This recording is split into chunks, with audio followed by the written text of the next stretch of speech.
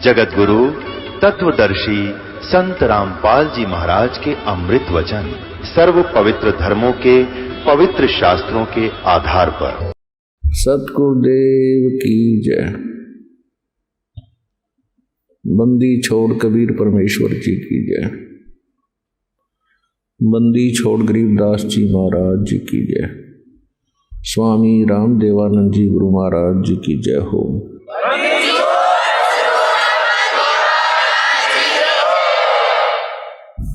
गरीब नमो नमो सतपुरुष को नमस्कार गुरु की नहीं। सुर नर मुनि जन साधुआ संतों सर्वस्ती नहीं। सतगुरु साहेब संत सब डंडो तुम प्रणाम। आगे पीछे मध हुए तिनको जा कुर्बान। नराकार निर्विषम काल जाल वैभंजनम निर्लेपम निज निर्गुणम अकल अनुबेशुंडनम। सोहम सुरति समापतम सकल समाना निर्तल। उज्ज्वल हिरंबर हरदमम बेपरवा अथाह वार पार निमज्जतम। गरीब जो सुमर सिद्ध होई गणनायक गलताना। करो अनुग्रह सोई पारस पद परवाना। आदि गणेश मनाऊं गणनायक देवन देवा। चरण कमल लौलाऊं आदंत करूं सेवा। परम शक्ति संगीतम रिद्धि सिद्धि दाता सोई। अवगत गुण अतीतम सतपुरुष निर्मोही। जगदम्बा जगदीशम मंगल रूप मुरारी। तन मन अर्पों शीशम भक्ति मुक्ति भंडारी। सुर नर मुनि जन ध्यावे ब्रह्मा विष्णु महेशा। शेष शेष मुख गावे पूजे आद गणेशा।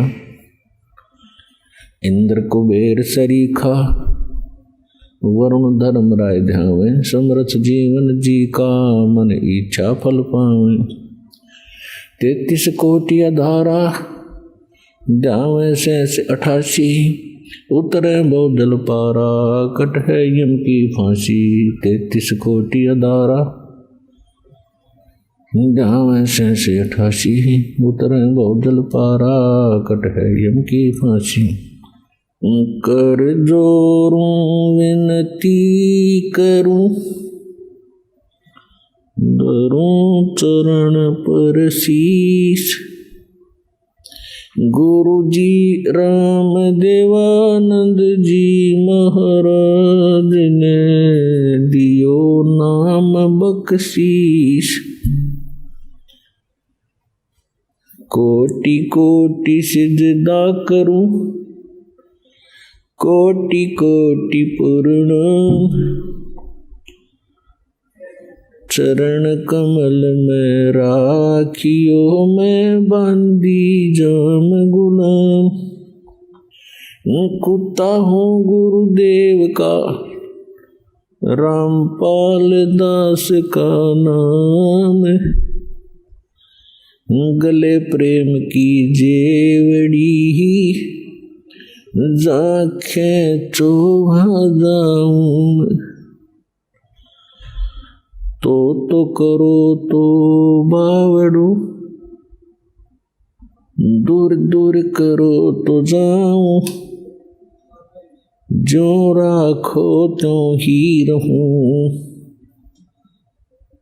जो देवो सो खाऊं।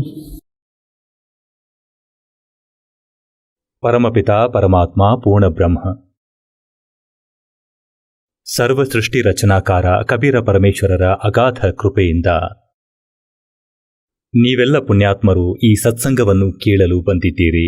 ಸತ್ಸಂಗಕ್ಕೆ ಬರುವುದರಿಂದಾಗಿ ಜೀವಿಗಳಿಗೆ ತಮ್ಮ ಮೂಲ ಕರ್ತವ್ಯದ ಬಗ್ಗೆ ತಿಳಿಯುತ್ತದೆ. ಮನುಷ್ಯ ಶರೀರ ಏತಕ್ಕಾಗಿ ಸಿಕ್ಕಿತ್ತು, ಇದರ ಮೂಲ ಉದ್ದೇಶವೇನು, ನಾವು ಮಾಡುತ್ತಾ ಇರುವುದು ಏನು, ಎಲ್ಲಿವರೆಗೆ ಜೀವಿಗೆ ಸತ್ಸಂಗ ಸಿಗೋದಿಲ್ವೋ ತಾನು ಯಾವುದೇ ಕೆಲಸವನ್ನು ಮಾಡ್ತಿದ್ರೂ ಅದನ್ನೇ ಉತ್ತಮ ಎನ್ನುತ್ತಾನೆ.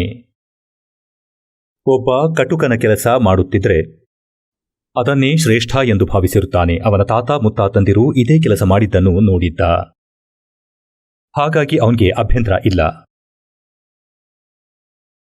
ಅದೇ ರೀತಿ ಒಬ್ಬ ಮದ್ಯಪಾನ ಮಾಡ್ತಿದ್ರೆ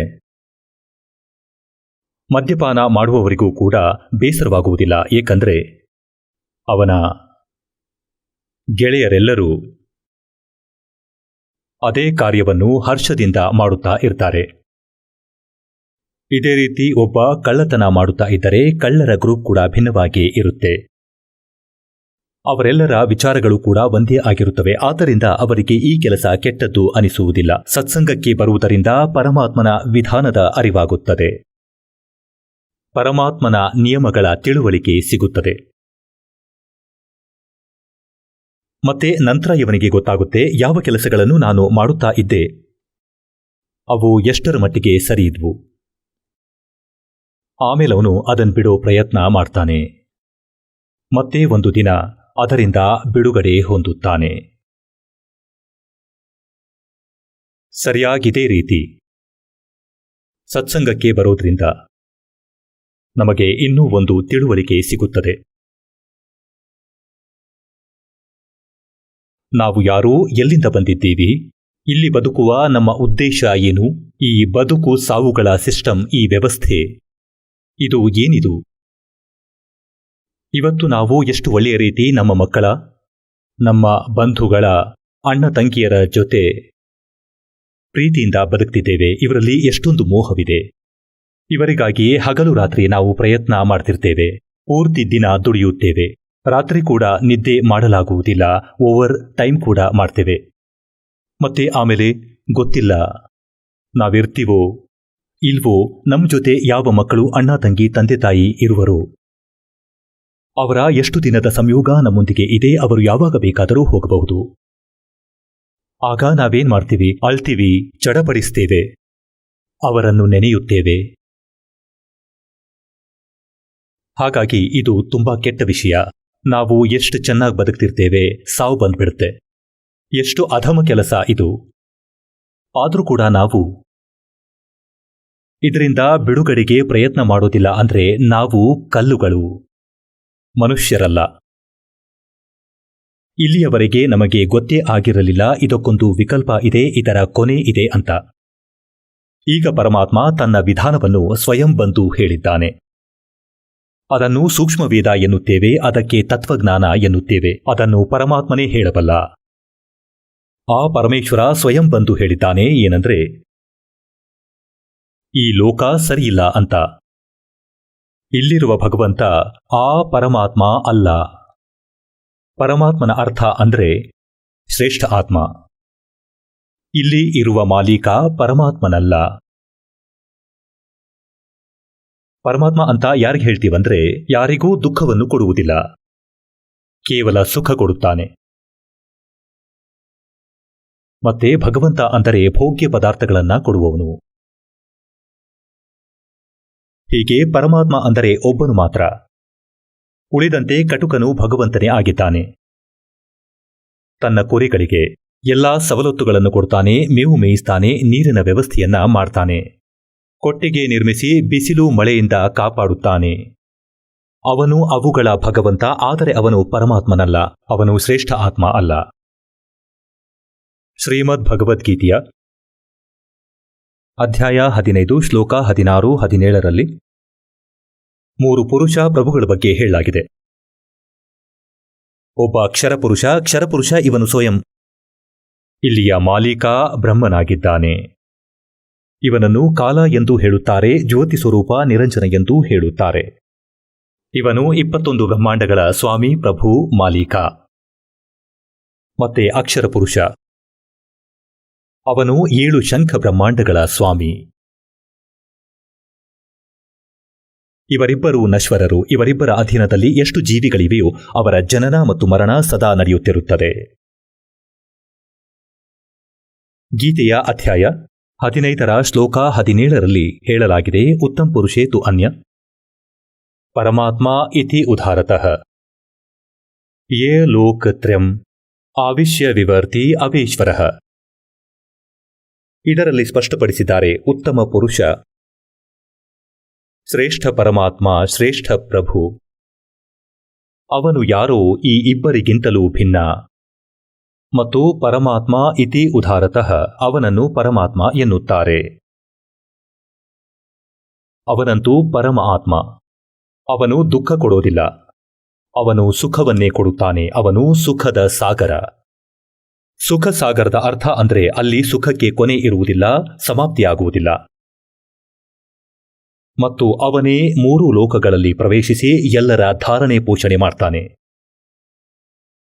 ಹೀಗೆ ಇಲ್ಲಿ ಸತ್ಯಲೋಕ ಆಶ್ರಮ, ಬರವಾಲ ಜಿಲ್ಲೆ, ಹಿಸಾರ್ನಲ್ಲಿ ಆ ಪರಮಾತ್ಮನ ತಿಳುವಳಿಕೆಯನ್ನು ಕೊಡಲಾಗುತ್ತದೆ ಮತ್ತು ಅವನನ್ನು ಪಡೆಯುವ ವಿಧಾನವನ್ನು ತಿಳಿಸಲಾಗುತ್ತದೆ. ಆ ಪರಮಾತ್ಮನಲ್ಲಿ ಶರಣಾಗಿದ್ದಕ್ಕೆ ಕಬೀರ ಭಗವಂತ, ಆ ಕಬೀರ್ ಪರಮಾತ್ಮನು ಅವನು ವಾಸ್ತವಿಕವಾಗಿ ಭಗವಂತ, ನಿಜವಾದ ಪರಮಾತ್ಮ, ಮತ್ತು ಅವನಲ್ಲಿ ಶರಣಾದ ಮೇಲೆ ನಿಮಗೆ ಇಲ್ಲಿಯೂ ಸುಖ ಕೊಡುತ್ತಾನೆ. ಏಕೆಂದರೆ ಅವನು ಸುಖ ಸಾಗರ, ಅವನು ಪರಮಾತ್ಮ, ದುಃಖ ಕೊಡುವುದಿಲ್ಲ. ಒಂದು ವೇಳೆ ನಾವು ಯಾವುದಾದ್ರೂ ತೊಂದರೆ ಅನುಭವಿಸಿದ್ರೆ ನಮ್ಮ ದೌರ್ಬಲ್ಯದಿಂದ ಎಲ್ಲೆಯನ್ನು ಮೀರಿ ನಮಗೆ ನಾವು ತೊಂದರೆ ಮಾಡಿಕೊಳ್ಳುತ್ತೇವೆ. ಪರಮಾತ್ಮನಲ್ಲಿ ಶರಣಾದ ಮೇಲೆ ನಿಮಗೆ ಪ್ರತಿದಿನ ಹೊಸ ಸುಖ ಇರುತ್ತೆ.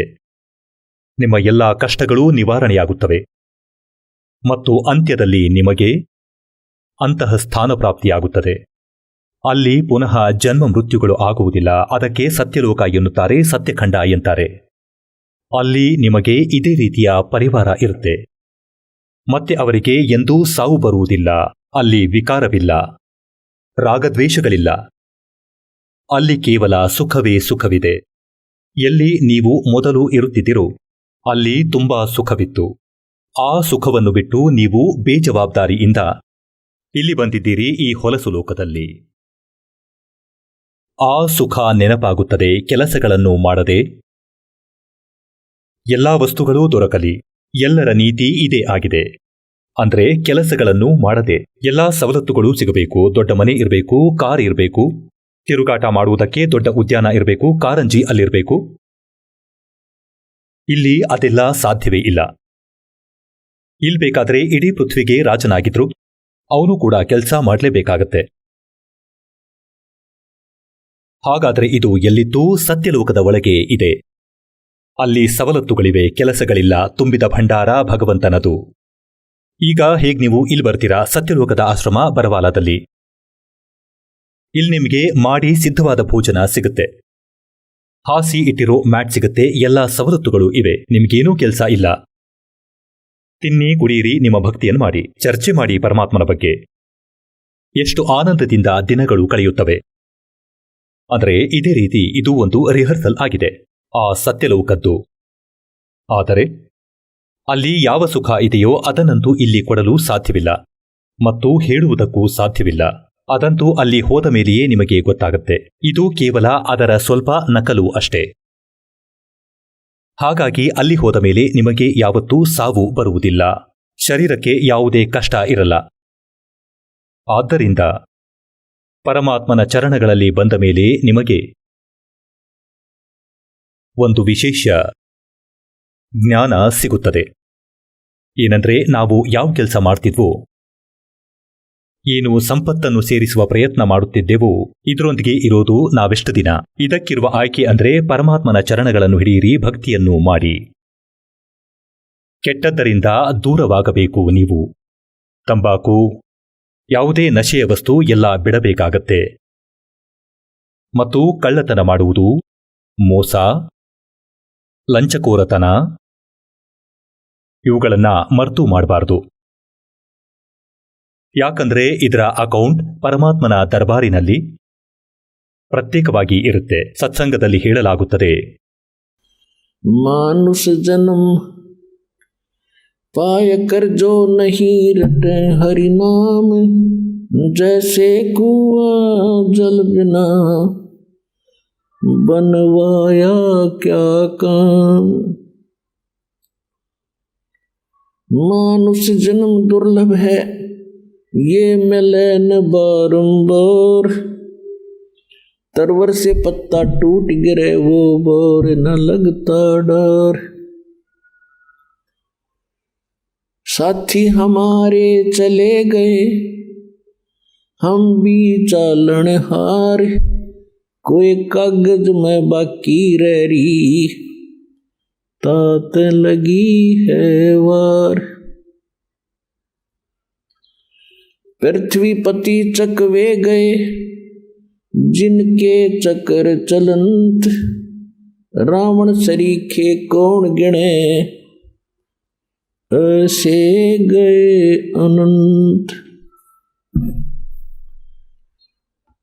सर्व सोने की लंका थी वो रावण से रणधीरम, एक पलक में राज बिराजी जम के पड़े जंजीरम। मन तो सुख के सागर बसरे भाई और न ऐसा यसरे।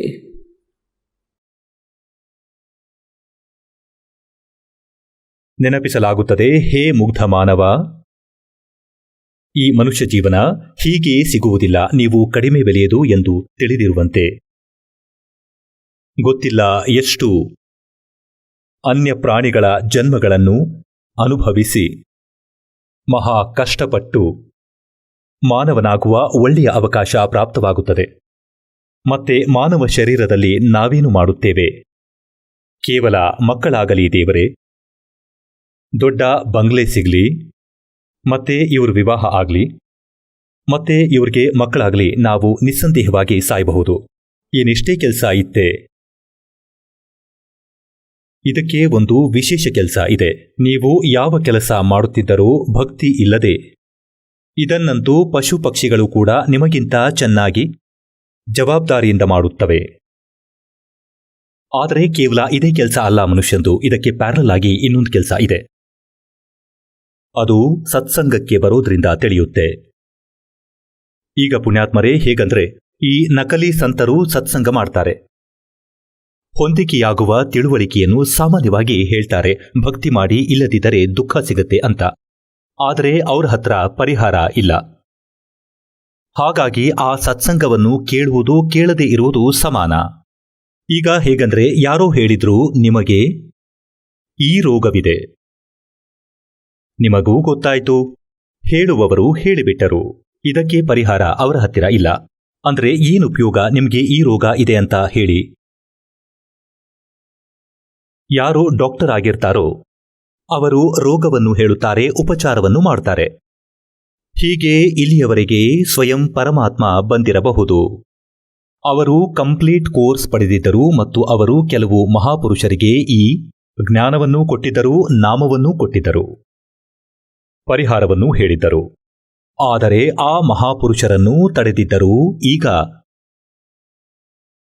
ಈ ವಾಸ್ತವಿಕ ಭಕ್ತಿ ವಿಧಿಯನ್ನು ಮತ್ತು ಈ ತತ್ವಜ್ಞಾನವನ್ನು, ಮೂಲಜ್ಞಾನವನ್ನು ಈಗಲೇ ಸಾರ್ವಜನಿಕ ಮಾಡಬೇಡಿ. ಏಕೆ ಮಾಡಬಾರದು?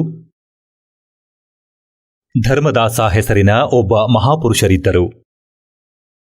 ಪರಮಾತ್ಮ ಬಂದು ಅವರನ್ನ ಭೇಟಿ ಮಾಡಿದ್ರು. ಭಗವಂತನ ಲೀಲೆಯಲ್ಲಿ ಬರೆದಿರೋ ಹಾಗೆ ಧರ್ಮದಾಸರು ಕೇಳಿದ್ದರು, ಪ್ರಭು, ನೀವು ನನಗೆ ಎಲ್ಲಾ ಕಥೆ ಹೇಳಿದಿರಿ. ಮತ್ತೆ ಪರಮಾತ್ಮ ಆ ಸ್ಥಾನವನ್ನು ತೋರಿಸಿದ್ರು. ಎಲ್ಲಿಂದ ನಾವು ಬಿದ್ದಿದ್ದೆವು ಇಂಥ ಹೊಲಸು ಲೋಕದಲ್ಲಿ, ಮತ್ತು ಈಗ ನೀವು ನನಗೆ ಎಲ್ಲಾ ಮಂತ್ರ ಕೊಟ್ಟಿದ್ದೀರಿ. ಮತ್ತೆ ಈಗ ಪರಮಾತ್ಮ ನನ್ನ ಮಕ್ಕಳಿಗೆ ಅಥವಾ ಅನ್ಯ ವ್ಯಕ್ತಿಗಳಿಗೆ ಈ ನಾಮವನ್ನು ಕೊಡುವುದನ್ನು ತಡೆಯುತ್ತಿದ್ದೀರಿ. ಇದರ ಕಾರಣವೇನು? ನಿಮ್ಮ ದಾಸ ತಿಳಿದುಕೊಳ್ಳಲು ಬಯಸುತ್ತಾನೆ. ಆಗ ಪರಮಾತ್ಮ ಹೇಳಿದರು, ಧರ್ಮದಾಸ, ಇದು ಹೊಲಸು ಲೋಕ. ಇಲ್ಲಿನ ಭಗವಂತ ಬಹಳ ಕನಿಷ್ಠ. ಇವನು ಪರಮಾತ್ಮನಲ್ಲ. ಇವನು ಮೋಸದಿಂದ ಜೀವಿಗಳನ್ನು ಇಲ್ಲಿ ಸಿಕ್ಕಿಸಿದ್ದಾನೆ. ಮತ್ತೆ ಎಷ್ಟೆಲ್ಲ ಜೀವಿಗಳು ಇವನ ಲೋಕದಲ್ಲಿ ಇದ್ದಾರೋ ತಮ್ಮ ತಪ್ಪಿನಿಂದಾಗಿ ಬಾಲಕತನದಂತೆ ಇಲ್ಲಿ ಸಿಕ್ಕಿಕೊಂಡಿದ್ದಾರೆ. ಈಗ ಇವನು ಎಷ್ಟು ಮಿಸ್ಗೈಡ್ ಮಾಡಿದ್ದಾನೆ ಅಂದ್ರೆ, ಎಷ್ಟು ಭ್ರಮಿತರನ್ನಾಗಿ ಮಾಡಿದ್ದಾನೆ ಅಂದ್ರೆ, ಇವರಿಗೆ ತಿಳಿ ಹೇಳುವುದು ನನಗೆ ಬಹಳ ಕಷ್ಟವಾಗುತ್ತಿದೆ. ಮತ್ತೆ ಇವನು ಯಾವ ರೀತಿ ಡೇರೆ ಹಾಕಿದ್ದಾನೆ ಅಂದ್ರೆ, ಅಸಲಿ ಭಗವಂತನ ಹೇಳ ಹೆಸರಿಲ್ಲದಂತೆ ಮಾಡಿದ್ದಾನೆ. ಮತ್ತೆ ಬೇರೆ ಯಾವುದೇ ಪೂಜೆ ಮಾಡುವವರು ಸಂತೋಷದಿಂದ ಮಾಡುತ್ತಾ ಇರಿ, ಯಾವುದೇ ಪ್ರಾಬ್ಲಮ್ ಇಲ್ಲ.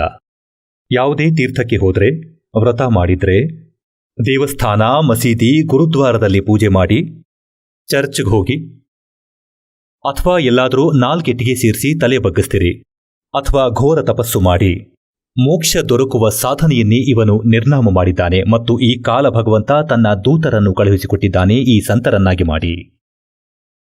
ಇವರೆಲ್ಲ ನನ್ನ ಮಕ್ಕಳು, ಈ ಸಂತರು ನನ್ನ ಮಕ್ಕಳು, ನನ್ನ ಆತ್ಮ. ಮತ್ತೆ ಕೇಳುವವರು ಕೂಡ ನನ್ನ ಆತ್ಮ. ಇವರೀಗ ಎಷ್ಟೊಂದು ಭ್ರಮಿತರಾಗಿದ್ದಾರೆ ಅಂದರೆ ಕಾಲನ ಕೈಗಳಲ್ಲಿ ಸಿಕ್ಕಿಕೊಂಡಿದ್ದಾರೆ. ಈಗ ಇವನು ಇವರನ್ನು ಕುಣಿಸುತ್ತಿದ್ದಾನೆ, ಇವರ ಸಂಪತ್ತನ್ನು ನಾಶ ಮಾಡುತ್ತಿದ್ದಾನೆ.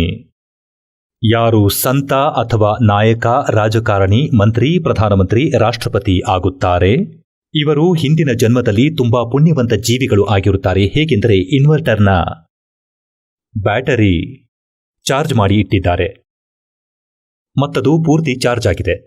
ಆಗ ಚಾರ್ಜ್ ಆಗಿದ್ದಾಗ ಮುಂದೆ ಚಾರ್ಜ್ಗೆ ಹಾಕಿಲ್ಲ ಅಂದ್ರೂ, ತೆಗೆದಿದ್ರೂ ಕೂಡ ಆಗಲೂ ಅದು ತನ್ನ ಕೆಲಸವನ್ನು ಸರಿಯಾಗಿ ಮಾಡುತ್ತಿದೆ. ಫ್ಯಾನ್ ಕೂಡ ತಿರುಗುತ್ತಿದೆ, ಟ್ಯೂಬ್ ಕೂಡ ಉರಿತಿದೆ, ಮತ್ತೆ ಅದಕ್ಕೆ ಸಂಬಂಧಿಸಿದ ಎಲ್ಲ ಕೆಲಸ ಮಾಡ್ತಿದೆ. ಆದರೆ ಒಂದು ವೇಳೆ ಮುಂದೆ ಅದಕ್ಕೆ ಚಾರ್ಜ್ ಮಾಡದೇ ಇದ್ದರೆ, ಚಾರ್ಜರ್ ಬೇರೆಯದನ್ನು ಹಾಕಿ ಇಟ್ಟಿದ್ದರೆ, ಸರಿಯಾದ ಸ್ಥಾನದಲ್ಲಿ ಚಾರ್ಜರ್ ಹಾಕದೇ ಇದ್ದರೆ, ಅಲ್ಲಿ ಲೈಟ್ ಕೂಡ ಇದೆ, ಚಾರ್ಜ್ಗೆ ಹಾಕಿದಂತೆ ಕಂಡ್ರೂ ಕೂಡ ಬ್ಯಾಟರಿ ಚಾರ್ಜ್ ಆಗ್ತಿಲ್ಲ. ಮತ್ತೆ ಯಾವಾಗ ಬ್ಯಾಟರಿ ಮುಗಿಯುತ್ತದೆ, ಡಿಸ್ಚಾರ್ಜ್ ಆಗುತ್ತದೆ, ಮತ್ತೆ ಎಲ್ಲಾ ಸವಲತ್ತುಗಳು ಒಮ್ಮೆಲೇ ಸಮಾಪ್ತವಾಗುತ್ತೆ. ಎಲ್ಲ ಸಂತರಾಗಿರುವವರು, ರಾಜಕಾರಣಿ ಆಗಿರುವವರು, ಉಚ್ಚ ಅಧಿಕಾರಿಯಾಗಿರುವವರು, ಹಣ ಇರುವ ಮಾಲೀಕರು ಕೂಡ ಇವರು ಜನ್ಮ ಜನ್ಮಾಂತರದ ಬಹಳ ದೊಡ್ಡ ಪುಣ್ಯವಂತ ಜೀವಿಗಳು. ಈಗ ಇವರ ಪುಣ್ಯವನ್ನು ನಾಶ ಮಾಡಿಸುತ್ತಿದ್ದಾನೆ ಈ ಕಾಲ. ಇವರ ಮಹಿಮೆ ಹೆಚ್ಚಿಸಲಾಗಿದೆ, ಜನ ಸೆಲ್ಯೂಟ್ ಹೊಡಿತಾರೆ. ಗುರೂಜಿ ಆಗಿಬಿಟ್ಟರು.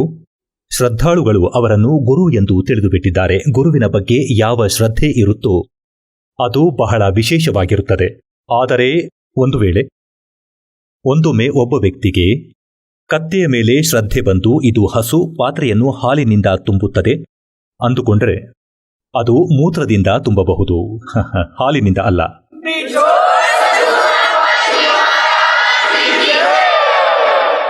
ಹೀಗೆ ಯಾರೆಲ್ಲ ನಕಲಿ ಸಂತರು, ಈ ತತ್ವಜ್ಞಾನದ ಪರಿಚಯ ಇಲ್ಲದವರು, ಇವರನ್ನು ಎಲ್ಲರೂ ಸಂತರು ಎಂದು ತಿಳಿದು ಈ ನಂಬಿಕೆಯಲ್ಲಿದ್ದಾರೆ, ಇವರು ದಾಟಿಸುತ್ತಾರೆ. ಇವರು ಸ್ವತಃ ಪಾರಾಗಲಾರರು. ನಿಮ್ಮ ಮಾತಂತೂ ಬಹಳ ದೂರದ್ದು. ಪಾರಾಗುವುದಂತೂ ಮೂಲಮಂತ್ರದಿಂದ ಪಾರಾಗುವಿರಿ. ಮತ್ತು ಕೊಡುವವನು ಮೂಲಮಂತ್ರದಲ್ಲಿ ಪಾರಂಗತನಾಗಿದ್ದರೆ ಮಾತ್ರ ಪಾರಾಗಬಹುದು.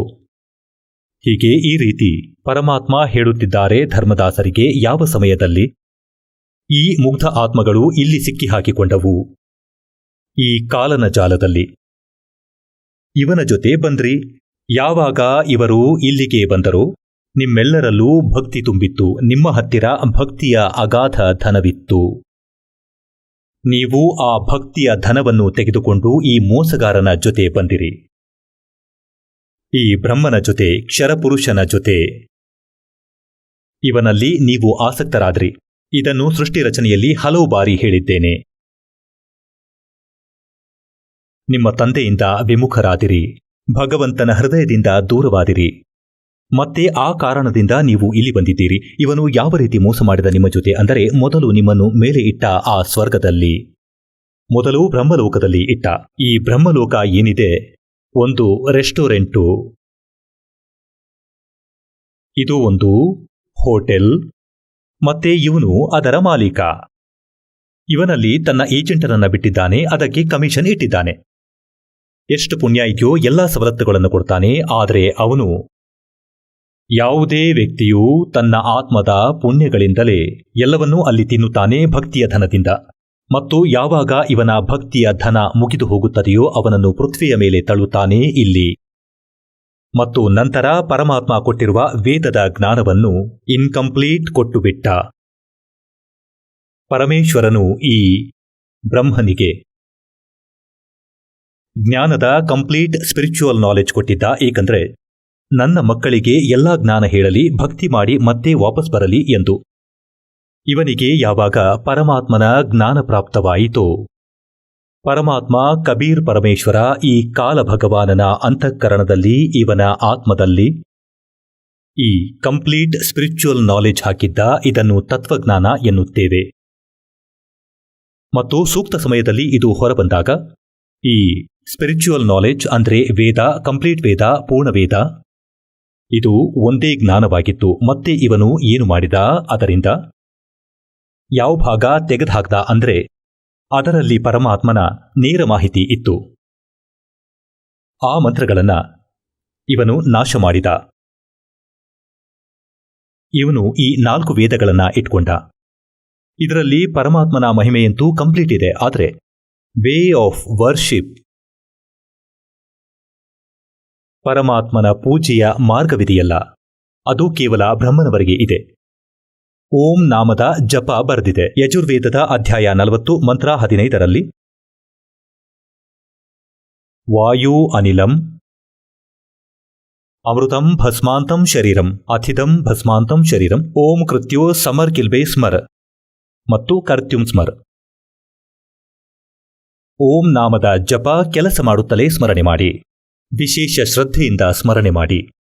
ಮನುಷ್ಯ ಜೀವನದ ಮೂಲ ಕರ್ತವ್ಯ ಎಂದು ತಿಳಿದು ಈ ನಾಮವನ್ನು ಜಪಿಸಿ.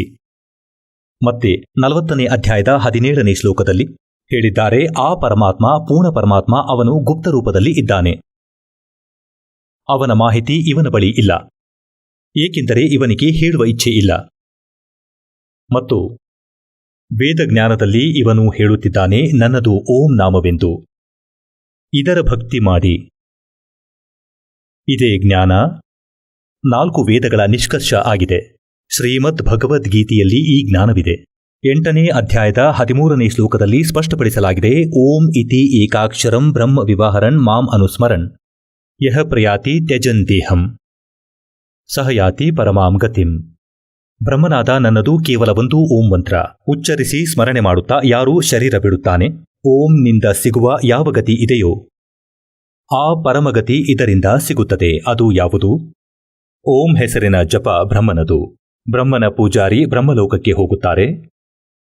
ಅಧ್ಯಾಯ 8 ಶ್ಲೋಕ 16ರಲ್ಲಿ ಸ್ಪಷ್ಟವಿದೆ, ಬ್ರಹ್ಮಲೋಕಕ್ಕೆ ಹೋದ ಜೀವಿಗಳು ಮತ್ತೆ ಜನ್ಮ ಮೃತ್ಯುವಿನಲ್ಲಿ ಬರ್ತಾರೆ.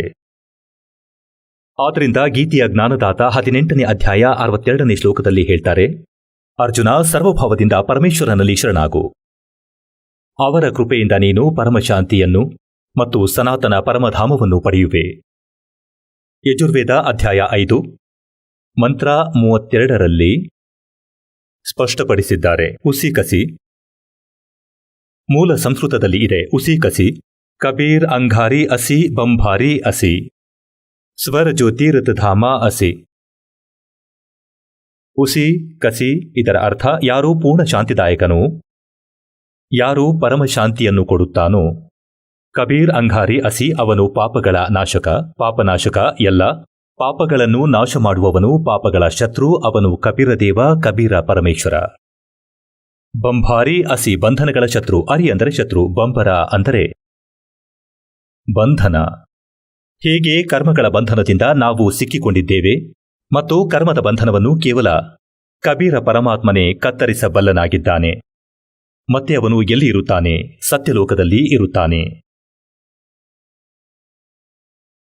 ಈಗ ಗೀತೆಯ ಅಧ್ಯಾಯ 15 ಶ್ಲೋಕ 17ರಲ್ಲಿ ಸ್ಪಷ್ಟಪಡಿಸಿರುವುದು ಅಂದರೆ ಗೀತೆಯ ಜ್ಞಾನದಾತ ಏನು ಹೇಳುತ್ತಿದ್ದಾನೆ ಅಂದರೆ 18ನೇ ಅಧ್ಯಾಯ 62ನೇ ಶ್ಲೋಕದಲ್ಲಿ ಅವನಿಗೆ ಶರಣಾಗು, ಆ ಪರಮೇಶ್ವರನಲ್ಲಿ ಶರಣಾಗು.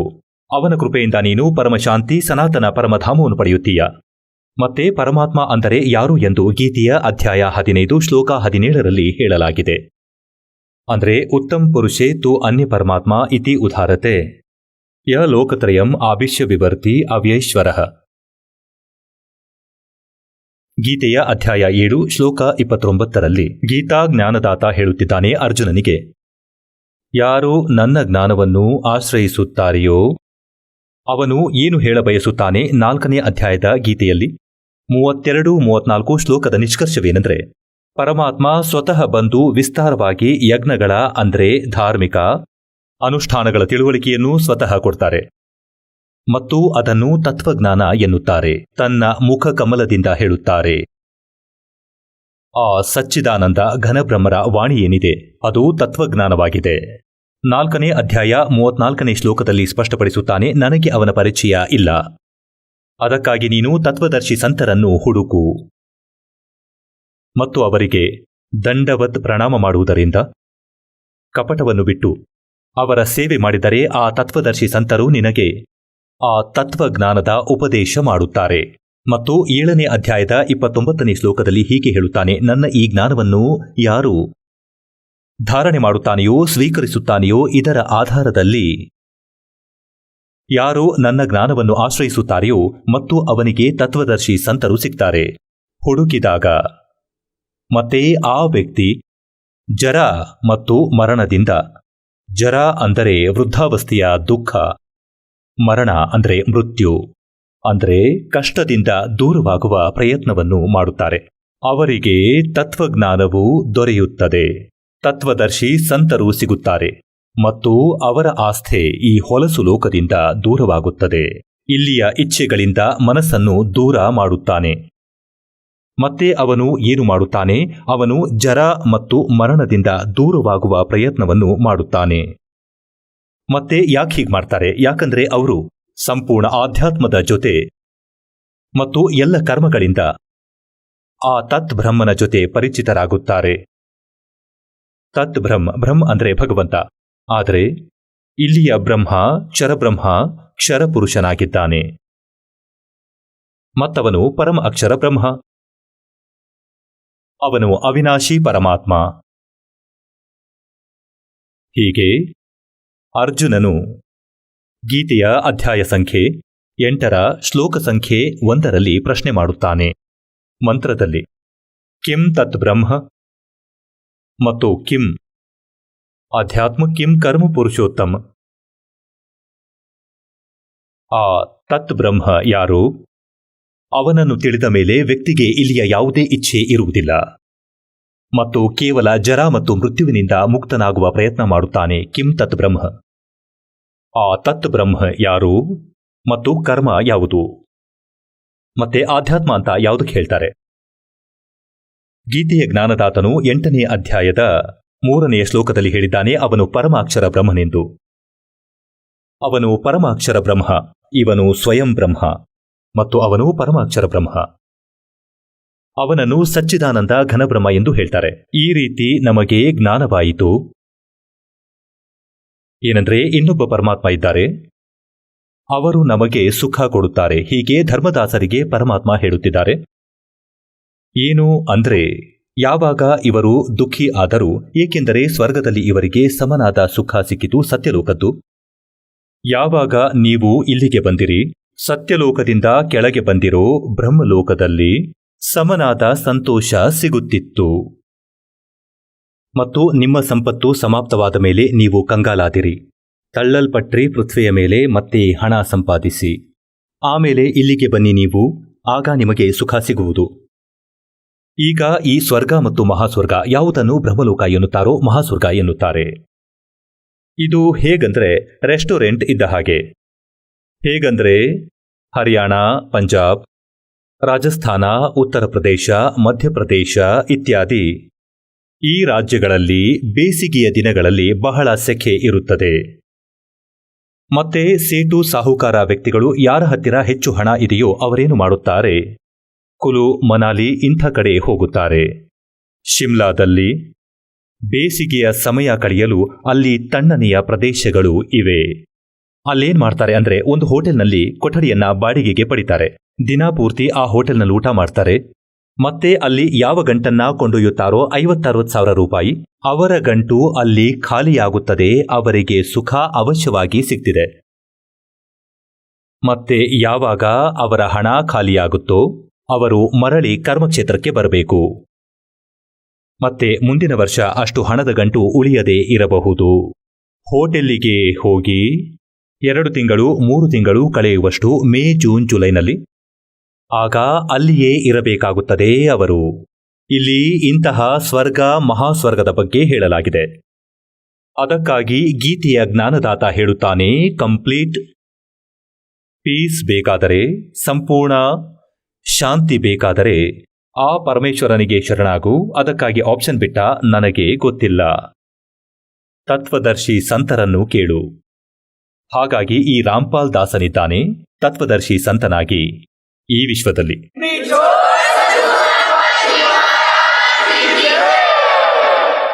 ಇದು ಸ್ವಯಂ ಪ್ರಶಂಸೆ ಅಲ್ಲ, ಸತ್ಯವಾದದ್ದು. ಇದನ್ನು ಪ್ರಾಪ್ತಿ ಮಾಡಿಕೊಂಡು ನಿಮ್ಮ ಉದ್ಧಾರ ಮಾಡಿಕೊಳ್ಳಿ ಮಕ್ಕಳೇ. ಹೀಗೆ ಅಲೆಯುತ್ತಾ ಯುಗಗಳು ಕಳೆದು ಹೋಗಿವೆ. ಪರಮಾತ್ಮ ಏನ್ ಹೇಳ್ತಾರಂದ್ರೆ, ಇವರನ್ನು ನಾನು ನೋಡಿದಾಗ ಗೊತ್ತಿತ್ತು ನನಗೆ ಇವರ ದುರ್ಗತಿ ಆಗತ್ತೆ ಅಂತ. ಇಲ್ಲಿಂದ ನನ್ನನ್ನು ಇವರು ಬಿಟ್ಟು ಹೊರಟರು. ಆದರೆ ಹೇಳುತ್ತಾರೆ, ಮಕ್ಕಳು ತಪ್ಪು ಮಾಡುವುದು ಸಹಜ. ತಂದೆ ತಾಯಿ ಅವರ ಹಿಂದೆ ಇದ್ದೇ ಇರುತ್ತಾರೆ.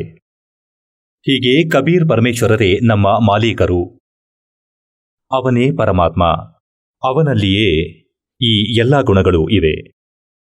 ತ್ವಮೇವ ಮಾತಾ ಚ ಪಿತಾ ತ್ವಮೇವ, ತ್ವಮೇವ ಬಂಧೂ ಚ ಸಖಾ ತ್ವಮೇವ, ತ್ವಮೇವ ವಿದ್ಯಾ ಚ ದ್ರವಿಣಂ ತ್ವಮೇವ, ತ್ವಮೇವ ಸರ್ವ ಮಮ ದೇವದೇವ.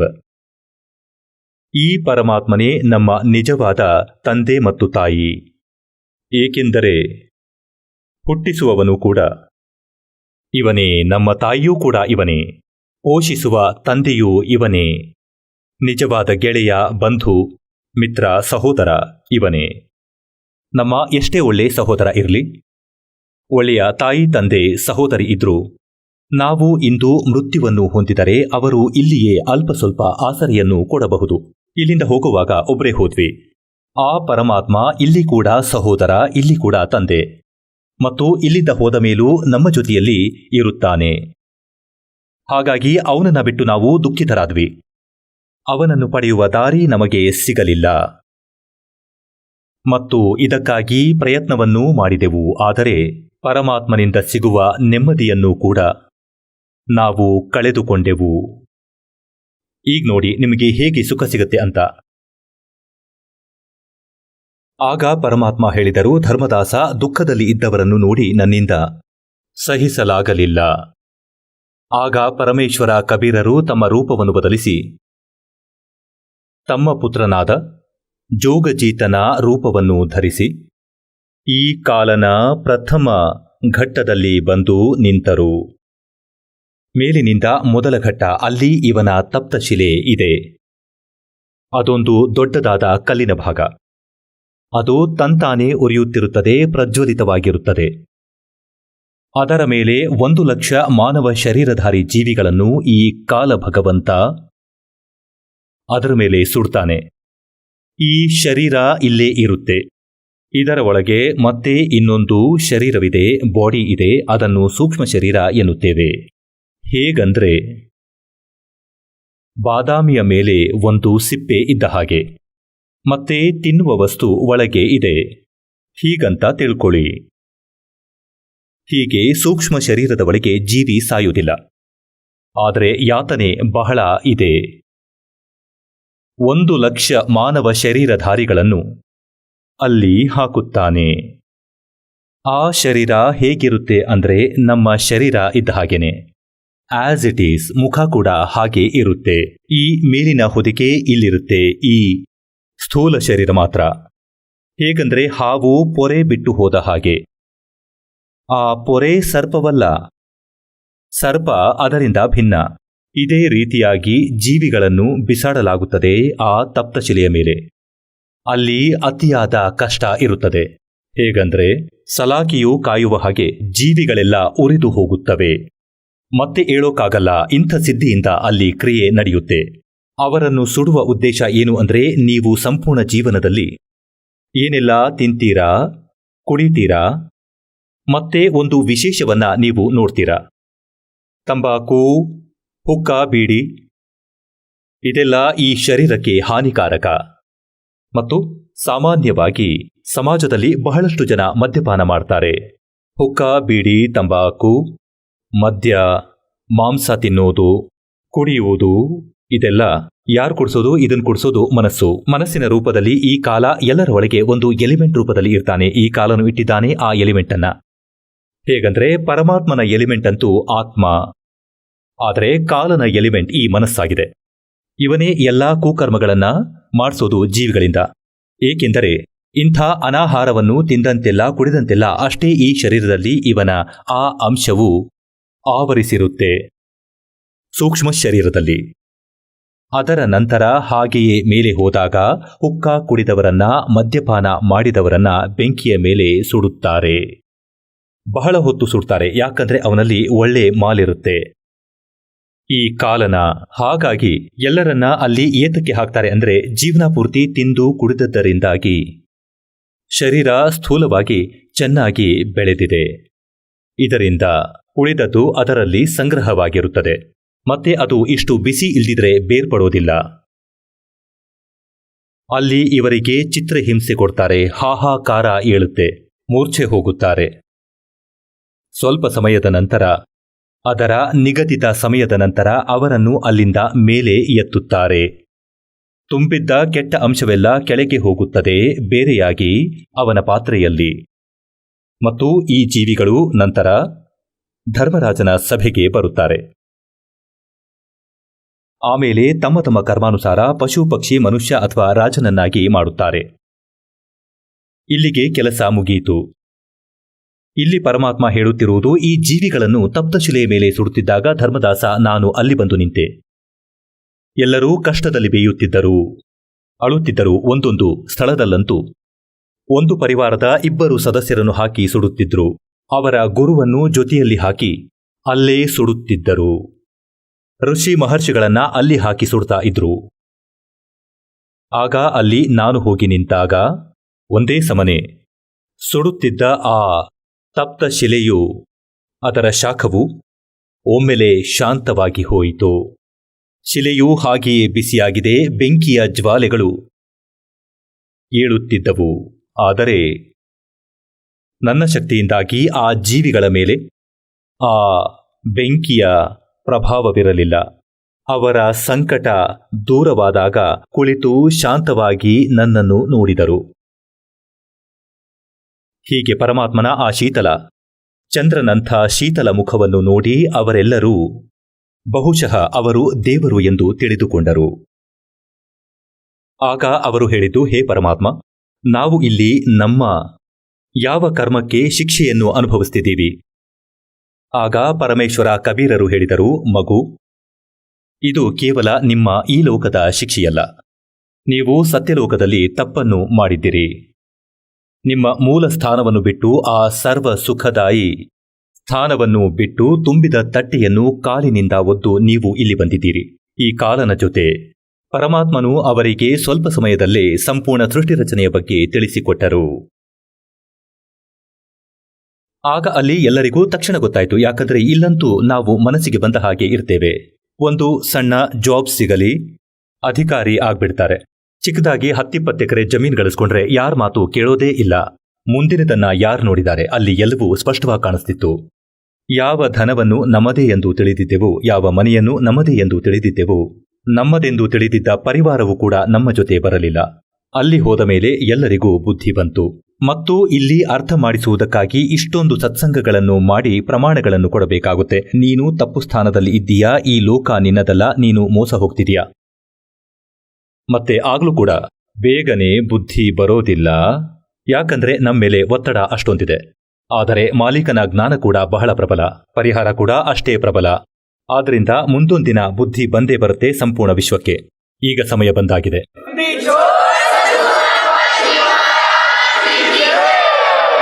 ಎಲ್ಲರೂ ಕೈಗಳನ್ನು ಜೋಡಿಸಿ ಹೇಳಿದರು, ಪರಮಾತ್ಮ, ನಮ್ಮನ್ನು ಈ ಹೊಲಸು ಲೋಕದಿಂದ ಪಾರು ಮಾಡು. ಆಗ ಪರಮೇಶ್ವರ ಹೇಳಿದ್ದು, ಹೀಗೆಲ್ಲ ಆಗಲ್ಲ. ಯಾವಾಗ ನಿಮಗೆ ಪೃಥ್ವಿ ಲೋಕದಲ್ಲಿ ಮಾನವ ಶರೀರ ಪ್ರಾಪ್ತವಾಗುತ್ತೆ, ಸ್ತ್ರೀ ಅಥವಾ ಪುರುಷ ರೂಪದಲ್ಲಿ, ಆಗ ಅಲೆದಾಡುತ್ತಾ ನನ್ನ ಸಂತ ಯಾರಾದರೂ ನಿಮ್ಮನ್ನು ಭೇಟಿಯಾಗಿ ಈಗ ನಾನು ಬೋಧಿಸುತ್ತಿರುವ ಜ್ಞಾನವನ್ನು ನಿಮಗೆ ಬೋಧಿಸಿದರೆ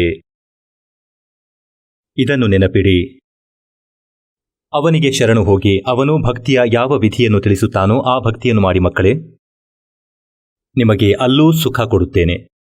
ಆಮೇಲೆ ಇಲ್ಲಿ ತಪ್ತ ಶಿಲೆಯ ಮೇಲೆ ನೀವು ಬರುವುದಿಲ್ಲ, ಬೈಪಾಸ್ ಕರೆದುಕೊಂಡು ಹೋಗ್ತೇನೆ. ಇಂತಹ ಭಕ್ತಿ ಮಾಡಿ. ಹೀಗೆ ಅಲ್ಲಂತೂ ಎಲ್ಲರೂ ಒಪ್ಪಿಕೊಂಡಿದ್ದರು. ಕಿವಿಯನ್ನು ಹಿಡಿದು, ಭಗವಂತನೇ, ಇವತ್ತಿನಿಂದ ನಾವು ಈ ಕಾಲನ ಹೆಸರನ್ನು ಜಪಿಸುವುದಿಲ್ಲ, ಅವನ ನೆನಪನ್ನು ಮಾಡೋದಿಲ್ಲ. ನಾವು ನಿಮ್ಮ ಭಕ್ತಿ ಮಾಡುತ್ತೇವೆ. ನಾವಂತೂ ಭಗವಂತನೆಂದು ತಿಳಿದು ಈ ಕಾಲನ ಪೂಜೆಯನ್ನು ಮಾಡಿದೆವು ತಂದೆ. ಇವತ್ತು ಬುದ್ಧಿ ಬಂತು ನಮಗೆ. ಮತ್ತೆ ಇನ್ಮುಂದೆ ಮನುಷ್ಯ ಜನ್ಮ ಸಿಕ್ಕಾಗ ನಿಮ್ಮನ್ನು ಪಡೆಯುವಂತಹ ಭಕ್ತಿಯನ್ನು ಮಾತ್ರ ಮಾಡುತ್ತೇವೆ.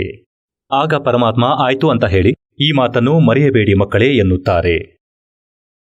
ಅಲ್ಲಿ ಋಷಿ ಮುನಿಗಳು ಕುಳಿತಿದ್ದರು. ಇವರು ಬ್ರಹ್ಮನನ್ನು ನಿರಾಕಾರ ಎಂದು ಹೇಳುತ್ತಾ ಇದ್ದರು. ಪರಮಾತ್ಮ ಕೇಳಿದರು, ಹೇ ಮುನಿಗಳೇ, ನೀವು ಏನೆಂದು ತಿಳಿದಿದ್ದೀರಿ ಪರಮಾತ್ಮನನ್ನು ಎಂದಾಗ ನಮಗಿದೇ ರೀತಿಯ ಜ್ಞಾನ ದೊರೆತಿದೆ. ವೇದಗಳಲ್ಲಿ ನಿರಾಕಾರ ಎಂದು ಹೇಳಲಾಗಿದೆ. ವೇದಗಳನ್ನು ನೀವು ಓದಿಲ್ಲವಲ್ಲ, ನಿಮಗೆ ಗೊತ್ತಿಲ್ಲ. ವೇದಗಳನ್ನು ಗಟ್ಟು ಹೊಡೆದಿದ್ದೀರಿ. ವೇದಗಳಂತೂ ಸಾಕಾರ ಎನ್ನುತ್ತವೆ, ನಿಮ್ಮ ಅನುಭವ ನಿರಾಕಾರ ಎನ್ನುತ್ತದೆ. ಖೋಜತ್ ಥಕ್ಗೆ ಅಂತ ಕಹ ಬೇಚೂನ್ ಅಂದರೆ ನಿರಾಕಾರ. ನೀವು ಯಾವ ವಿಧಿಯಿಂದ ಭಗವಂತನನ್ನು ಪಡೆಯುವ ಪ್ರಯತ್ನ ಮಾಡಿದಿರಿ, ಅದರಿಂದ ಭಗವಂತ ಸಿಗುವುದಿಲ್ಲ. ಹಾಗಾಗಿ ತಪ್ಪು ಪ್ರಯತ್ನ ಸಾಧನೆ ಮಾಡಿ ನೀವು ನಿಮ್ಮ ಅನುಭವ ಹೇಳ್ಬಿಟ್ರಿ. ಭಗವಂತ ನಿರಾಕಾರ, ಅವನು ಕಾಣುವುದಿಲ್ಲ, ಪ್ರಕಾಶದಂತೆ ಕಾಣುತ್ತಾನೆ ಎಂದು. ಪರಮಾತ್ಮನ ಪ್ರಕಾಶವನ್ನೇ ನೋಡಲಾಗತ್ತೆ ಅಂತ. ಓ ಮಾನವನೇ, ಯಾರಾದರೂ ಸೂರ್ಯನನ್ನು ನಿರಾಕಾರ, ಅವನ ಪ್ರಕಾಶ ಮಾತ್ರ ನೋಡಬಹುದು ಅಂದ್ರೆ ಬುದ್ಧಿ ಸರಿ ಇದೆಯಾ ನಿಮ್ಗೆ? ಸೂರ್ಯನಿಲ್ಲದೆ ಪ್ರಕಾಶ ಯಾರದ್ದು? ಭಗವಂತನಲ್ಲದೆ ಯಾರ ಪ್ರಕಾಶವನ್ನು ನೋಡಿದ್ರಿ? ಆಗ ಹೇಳ್ತಿದ್ರು, ನೋಡಿ ನಾವು ಇಷ್ಟೇ ಓದ್ಕೊಂಡಿದ್ವಿ, ನಿರಾಕಾರ ಅಂತ ತಿಳ್ಕೊಂಡಿದ್ವಿ. ನೋಡಿ ಅಲ್ಲಿ ಎದುರಿಗೆ ಬರುತ್ತಿದ್ದಾನೆ ನಿಮ್ಮ ನಿರಾಕಾರ ಭಗವಂತ. ಅಲ್ಲಿ ನೋಡಿ, ಯಾವಾಗ ಎಲ್ಲರ ದೃಷ್ಟಿ ಪರಮಾತ್ಮನ ಸಂಕೇತದ ಕಡೆಗೆ ಹೋಯಿತು, ಸಣ್ಣದಾದ ತಲೆ, ಕಪ್ಪು ಶರೀರ, ವಿಕಾರವಾದ ಮುಖ, ಇದು ಅವನ ವಾಸ್ತವಿಕ ರೂಪ. ಆ ರೂಪವನ್ನು ನೀವಿಲ್ಲಿ ನೋಡಿಬಿಟ್ಟರೆ ಹೃದಯ ಒಡೆದು ಹೋಗುತ್ತೆ. ಯಾರನ್ನು ಹುಡುಕಲು ಋಷಿ ಮಹರ್ಷಿಗಳು ಸಾವಿರಾರು ವರ್ಷಗಳವರೆಗೆ ಬ್ರಹ್ಮನನ್ನು ಪಡೆಯುತ್ತೇವೆ ಎಂದುಕೊಂಡು ಆ ಬ್ರಹ್ಮನನ್ನು ನೋಡಿಬಿಟ್ಟರೆ ನಿಮ್ಮ ಹೃದಯ ಛಿದ್ರವಾಗುತ್ತೆ. ಎಲ್ಲ ಉಲ್ಟಾ ಸಾಧನೆ ಮಾಡಿದಿರಿ ನೀವು. ಎಲ್ಲ ಜ್ಞಾನವನ್ನು ಸ್ವಯಂ ತಪ್ಪಾಗಿ ಗ್ರಹಿಸಿದಿರಿ, ಎಲ್ಲರನ್ನು ಭ್ರಮೆಗೆ ದೂಡಿದ್ರಿ. ಅಲ್ಲಿ ಬರುತ್ತಿದ್ದಾನೆ ನಿಮ್ಮ ಭಗವಂತ ಮತ್ತು ನಿಮ್ಮಿಂದ ಬಂದ ಈ ಹೊಲಸನ್ನು ತಿನ್ನುತ್ತಾನೆ ಅವನು. ಈಗ ನೀವು ಹೋಗಿ ಇಲ್ಲಿಂದ. ಪರಮಾತ್ಮನು ತನ್ನ ಶಕ್ತಿಯಿಂದ ಅವರನ್ನು ಅಲ್ಲಿಂದ ಹಾರಿಸಿಬಿಟ್ಟ. ಈಗ ಕಾಲನ ಊಟದ ಸಮಯವಾಗಿತ್ತು, ಏಕೆಂದರೆ ಎಲ್ಲಕ್ಕೂ ಅವನು ಸಮಯವನ್ನು ನಿರ್ಧರಿಸಿದ್ದಾನೆ. ಇಷ್ಟು ಸಮಯದಲ್ಲಿ ಸುಟ್ಟು ಕಾಯಿಸಿ ಹೊರಟು ಹೋಗುತ್ತಾರೆ ಇಲ್ಲಿಂದ. ಕೇವಲ ಆ ವಸ್ತುಗಳು ಬಾಕಿ ಉಳಿದಿರುತ್ತವೆ. ಅವುಗಳಿಂದ ಹೊರಬಂದಿರುವ ಸಾರವೇ ಆ ವಸ್ತು.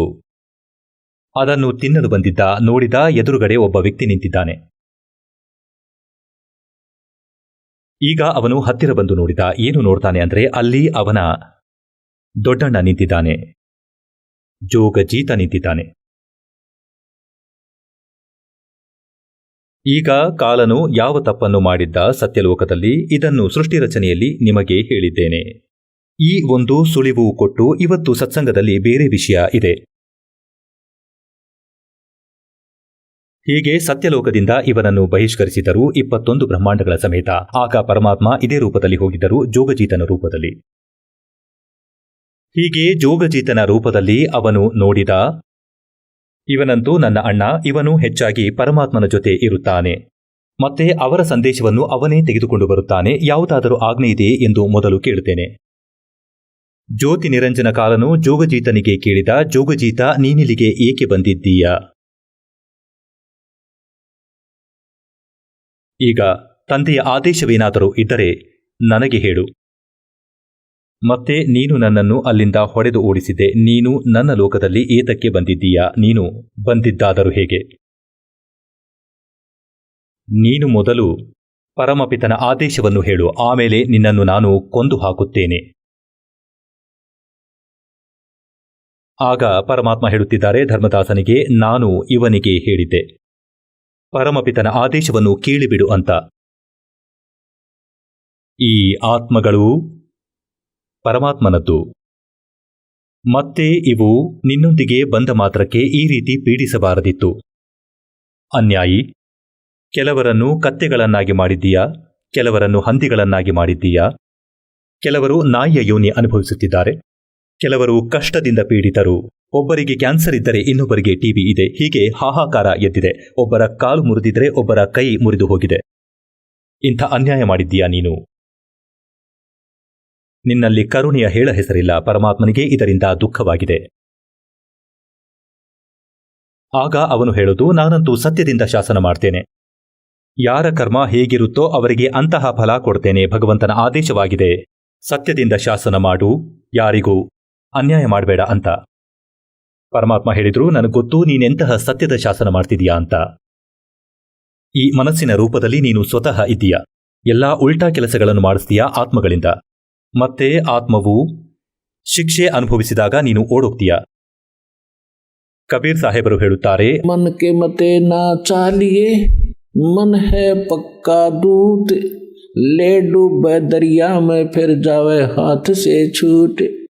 ಕುಕರ್ಮಗಳನ್ನು ಮಾಡಿಸಿ ಆತ್ಮ ಶಿಕ್ಷೆ ಅನುಭವಿಸುತ್ತಿದೆ. ತಪ್ಪು ಮಾಡಿಸಿ ಬಿಡುತ್ತಾನೆ, ಇದಕ್ಕೆ ಏಟು ಬೀಳುತ್ತೆ, ಮನಸ್ಸಿಗೆ ದುಃಖ ಆಗತ್ತೆ, ಆತ್ಮ ಅಳುತ್ತೆ. ಕತ್ತೆಯನ್ನಾಗಿ ಮಾಡಿಬಿಡುತ್ತಾನೆ ಉಲ್ಟಾ ಕೆಲಸಗಳನ್ನು ಮಾಡಿಸಿ. ಈಗ ಯಾರಿಗಾದ್ರೂ ಭಕ್ತಿ ಮಾಡು ಅಂದ್ರೆ ನನಗೆ ಹೀಗೆ ಹೇಳ್ತಾನೆ, ಬಾ ಜೂಜಾಡೋಣ, ಏನಿದೆ ನಿನ್ ಭಕ್ತಿಯಲ್ಲಿ ಅಂತ. ಯಾರಾದರೂ ಭಗವಂತನ ಸತ್ಸಂಗಕ್ಕೆ ಕರೆದ್ರೆ ಟೈಮ್ ಇಲ್ಲ ಅಂತ ಹೇಳ್ತಾರೆ. ಮತ್ತೆ ಅಲ್ಲಿ ಹಾಸಿಕೊಂಡು ಗಲ್ಲಿಯಲ್ಲಿ ಕುಳಿತುಕೊಳ್ಳುತ್ತಾರೆ ಜೂಜಾಡುವುದಕ್ಕೆ. ದಿನ ಪೂರ್ತಿ ಒಂದಾದ್ಮೇಲೆ ಇನ್ನೊಂದು ಆಟ ಆಡ್ತಾ ಇರ್ತಾರೆ. ದಿನ ಎಲ್ಲ ಅಲ್ಲಿ ಇಲ್ಲಿ ತಿರುಗಾಡ್ಕೊಂಡು ಹರಡ್ತಾರೆ.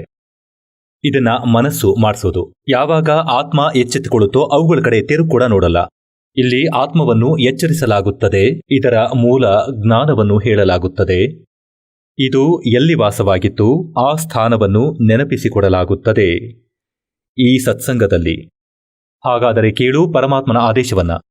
ಜೋಗಜೀತನ ರೂಪದಲ್ಲಿ ಭಗವಂತ ಹೇಳ್ತಿದ್ದಾರೆ ಏನಂದ್ರೆ, ನಾನು ಕೆಳಗೆ ಹೋಗ್ತೀನಿ, ನಿನ್ನ ಎಲ್ಲ ಬ್ರಹ್ಮಾಂಡ ಲೋಕದಲ್ಲಿ ಹೋಗುತ್ತೇನೆ, ಕೆಳಗಿನ ಸ್ವರ್ಗ ಲೋಕದಲ್ಲಿ ಬ್ರಹ್ಮ ವಿಷ್ಣು ಮಹೇಶನ ನಗರದಲ್ಲಿ ಪೃಥ್ವಿಲೋಕ ಪಾತಾಳ ಲೋಕಕ್ಕೂ ಹೋಗಿ ಎಲ್ಲ ಜೀವಿಗಳಿಗೂ ಹೇಳುತ್ತೇನೆ, ಇವನು ಭಗವಂತ ಅಲ್ಲ, ಇವನನ್ನು ನೀವು ಪರಮಾತ್ಮ ಎಂದು ತಿಳಿದಿದ್ದೀರಿ.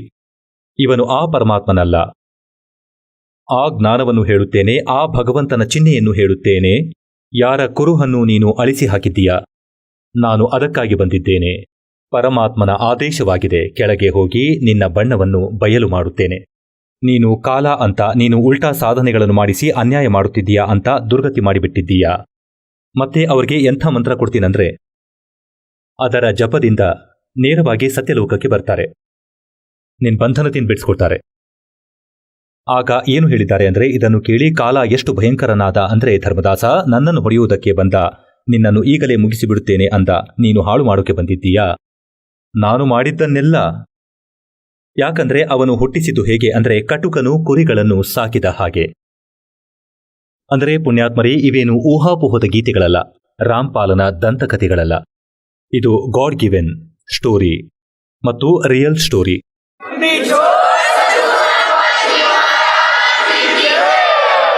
ಏಕೆಂದರೆ ನಾವು ತಪ್ಪು ಜ್ಞಾನವನ್ನು ತಿಳಿದುಕೊಂಡಿದ್ದೀವಿ. ವಿಚಿತ್ರವಾಗಿ ಚೆನ್ನಾಗಿ ಅನಿಸಿದೆ. ರಾಮಕೃಷ್ಣರದ್ದು, ಸುಧಾಮನದ್ದು, ಇಷ್ಟೊಂದು ಭಕ್ತಿನ, ಇದೇ ಕಥೆನಾ?